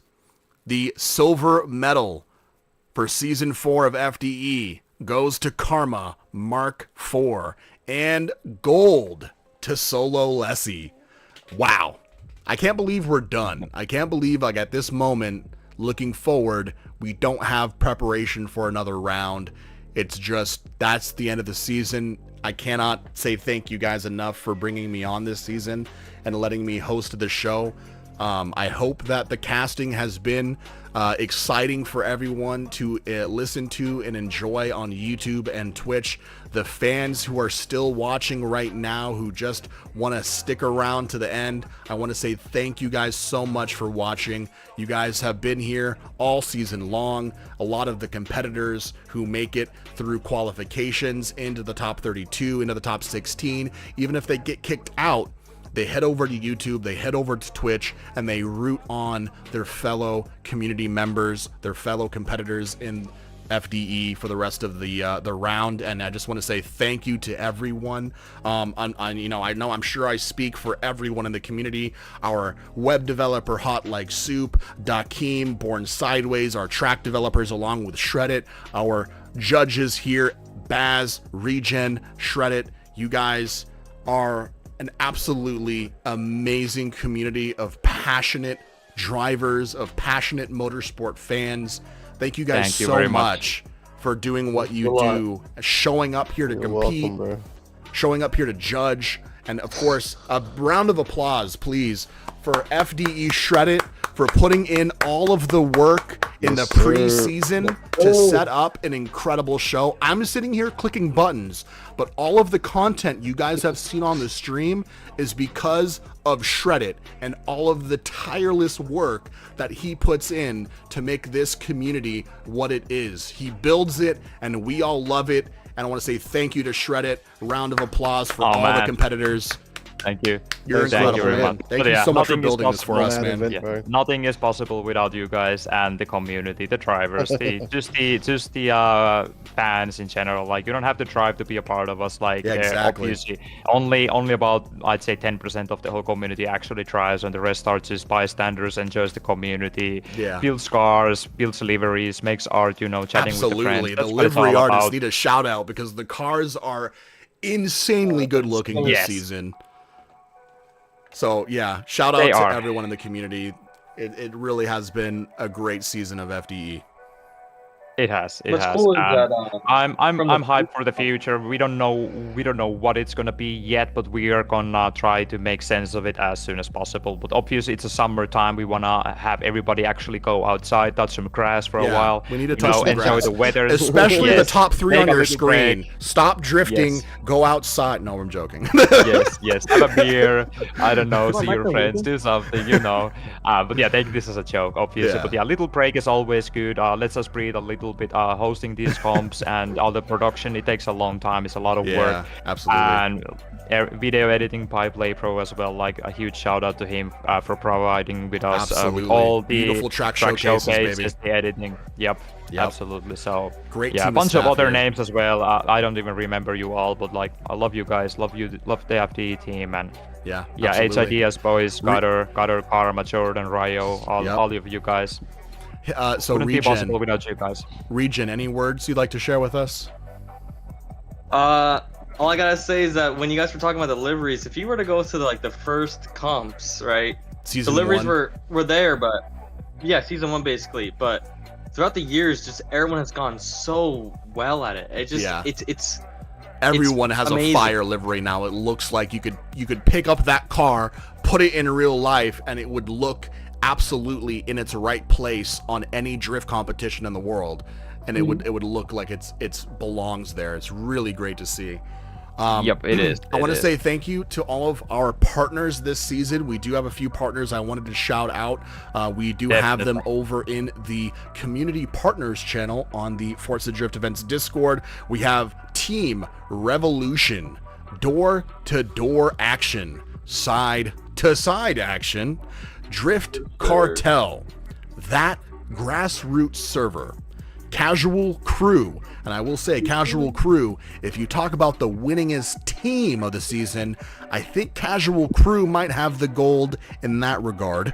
Might be. It will be a close one with D2DA Why So Serious. and Why So Serious. There you go. D2DA. Yeah, D2DA isn't like it's a team, but we ain't a team. It's like kind of like a nomad thing. It's just a fun title you hold over your head. Well, hey, it looks cool. It has a good meaning, and that's it. We're not strong as a team. I mean, Born and Daddy Dills and me are pretty much the only ones that are active in the team. Some pretty great names if you ask me. But yeah, they are. CCX and Why So Serious, definitely a lot of incredible drivers showing up all season long.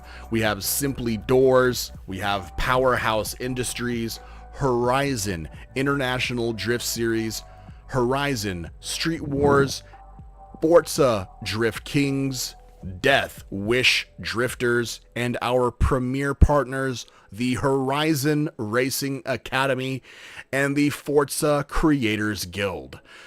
Creators Guild and the Racing Academy, of course, providing us with some beautiful footage for us to use all season long, and we really appreciated that partnership with them. Go check out a full track compilation playlist in the Forza Creators Guild's library channels and the Horizon Racing Academy. Go check them out in the future. Who knows? Maybe it'll turn into the Horizon Drifting Academy. You never know. You never know. Yeah, everything is possible. Everything is possible. Everything's possible. Yeah. All right. But yeah, if closing words from me, if there's anybody watching or watching later, not necessarily live right at the moment, but if you have some kind of skill set you want to put in use, want to do something good for the community, make sure to hit us up. We're always looking for people that share the same vision and want to do something good for the community. Whether it's just maybe working as a judge or maybe hosting, commentating, even if you're an aspiring streamer, want to get your toes in, just hit us up. Anything you can do, even if it's providing liveries, tunes, whatever, for the drivers, for the community, hit us up and we'll have something for you. Like if you're bored, just hit us up and we'll have some work for you. Yeah, if you're passionate about what you've been witnessing all season long, if you enjoy drifting motorsport, if you love Forza, if you want to get involved in the community, go to the ForzaDriftEvents.com, join the Discord, send messages to the staff. You don't have to be afraid of us. We will reply.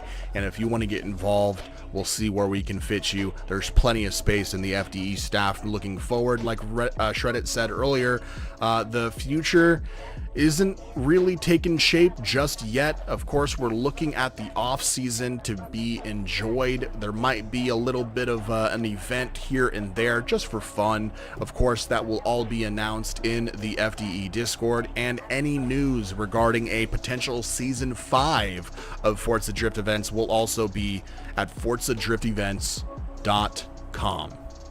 Yes. My closing words are going to be, actually, I'll go last. So, Shreddit had his piece. Regen, would you like anything you want to say at the end of the season? Thinking of one. Baz, while he thinks, Baz. I'll put mine in there. First of all, I'd like to thank Chanzi for making this event such a hype. Yeah. Fucking, just your commentary, man. I just love it.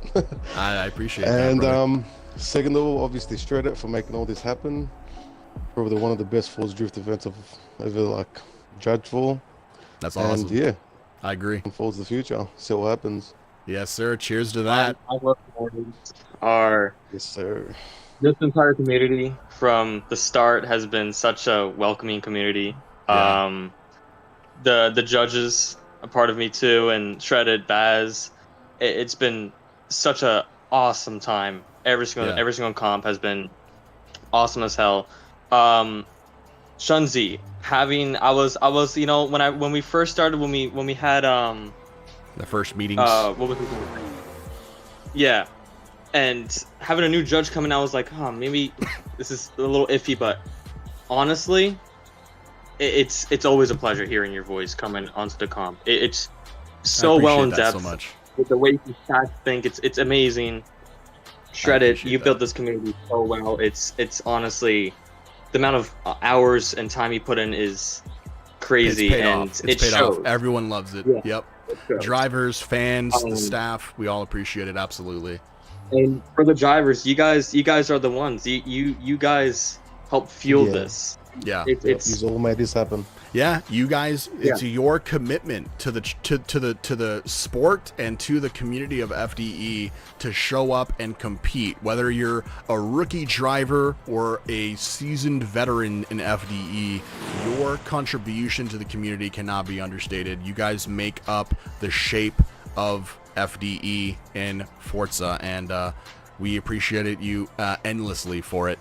And from me, I want to say that throughout the eras of gaming that I have had in my life, as anyone who follows my channel might know, I had a great time on Battlefield back in the day. We all have our favorite childhood memories from our favorite games, getting online and with Call of Duty and the boys, or maybe Halo, or maybe you're a single player guy who loves Skyrim and slaying dragons.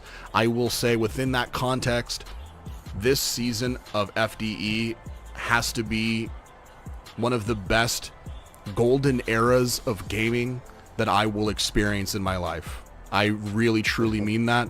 This has been so special for me to be a part of, and I could not be more impressed by all of the people who are contributing to the staff and to all the drivers. Impressed with your guys' performance and the amount of passion that you bring each week in preparation for the events and at the events themselves. To all of the drivers who made it through the qualifying sessions into the top 32 or even to the podium, and to all the drivers who may have missed this last round, if you even competed in one round of FDE, thank you, because this has been an incredible, again, golden era of gaming for me. So thank you guys for making this be as special as it is. And I think with that, it is the end of season 4. I got one more thing to add. Yes, sir. For future viewers watching our streams, like you could be like 10 years into the future, the share codes for the maps are still there. So like if you see these videos and you want to get motivation, the share codes are there. Like, yeah, exactly. If you want to see what you can do on Utah, the share codes are there. Players too. Yeah, all the tracks are public. We have, yeah, Yeah. all the ads obviously tell that, but yeah, we have replicated over, I'd say it's like 35 real-life tracks at the moment, as closely as we possibly can with the tools the game gives us, and they're all for public. Nothing is hidden. You can go drive them whenever, with your homies, alone, whatever, and yeah, if you need the share codes, they can be found on our website or on our Discord channel. And yeah, that's it. Or That's it. in the event labs, just search for FDE, and that's how you find them all. Yep. Forza Drift Events Season 4 signing off. It is Yes. a pleasure. Sideways. I can't wait for next season, whatever that may look like. Get to ForzaDriftEvents.com. We're not going to be disappearing. We'll be in the Discord. We appreciate everyone watching. We appreciate all the competitors. And we'll see you guys soon.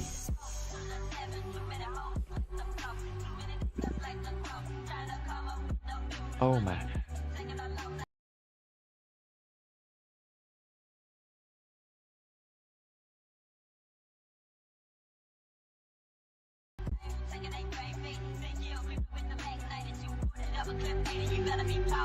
Open your cars,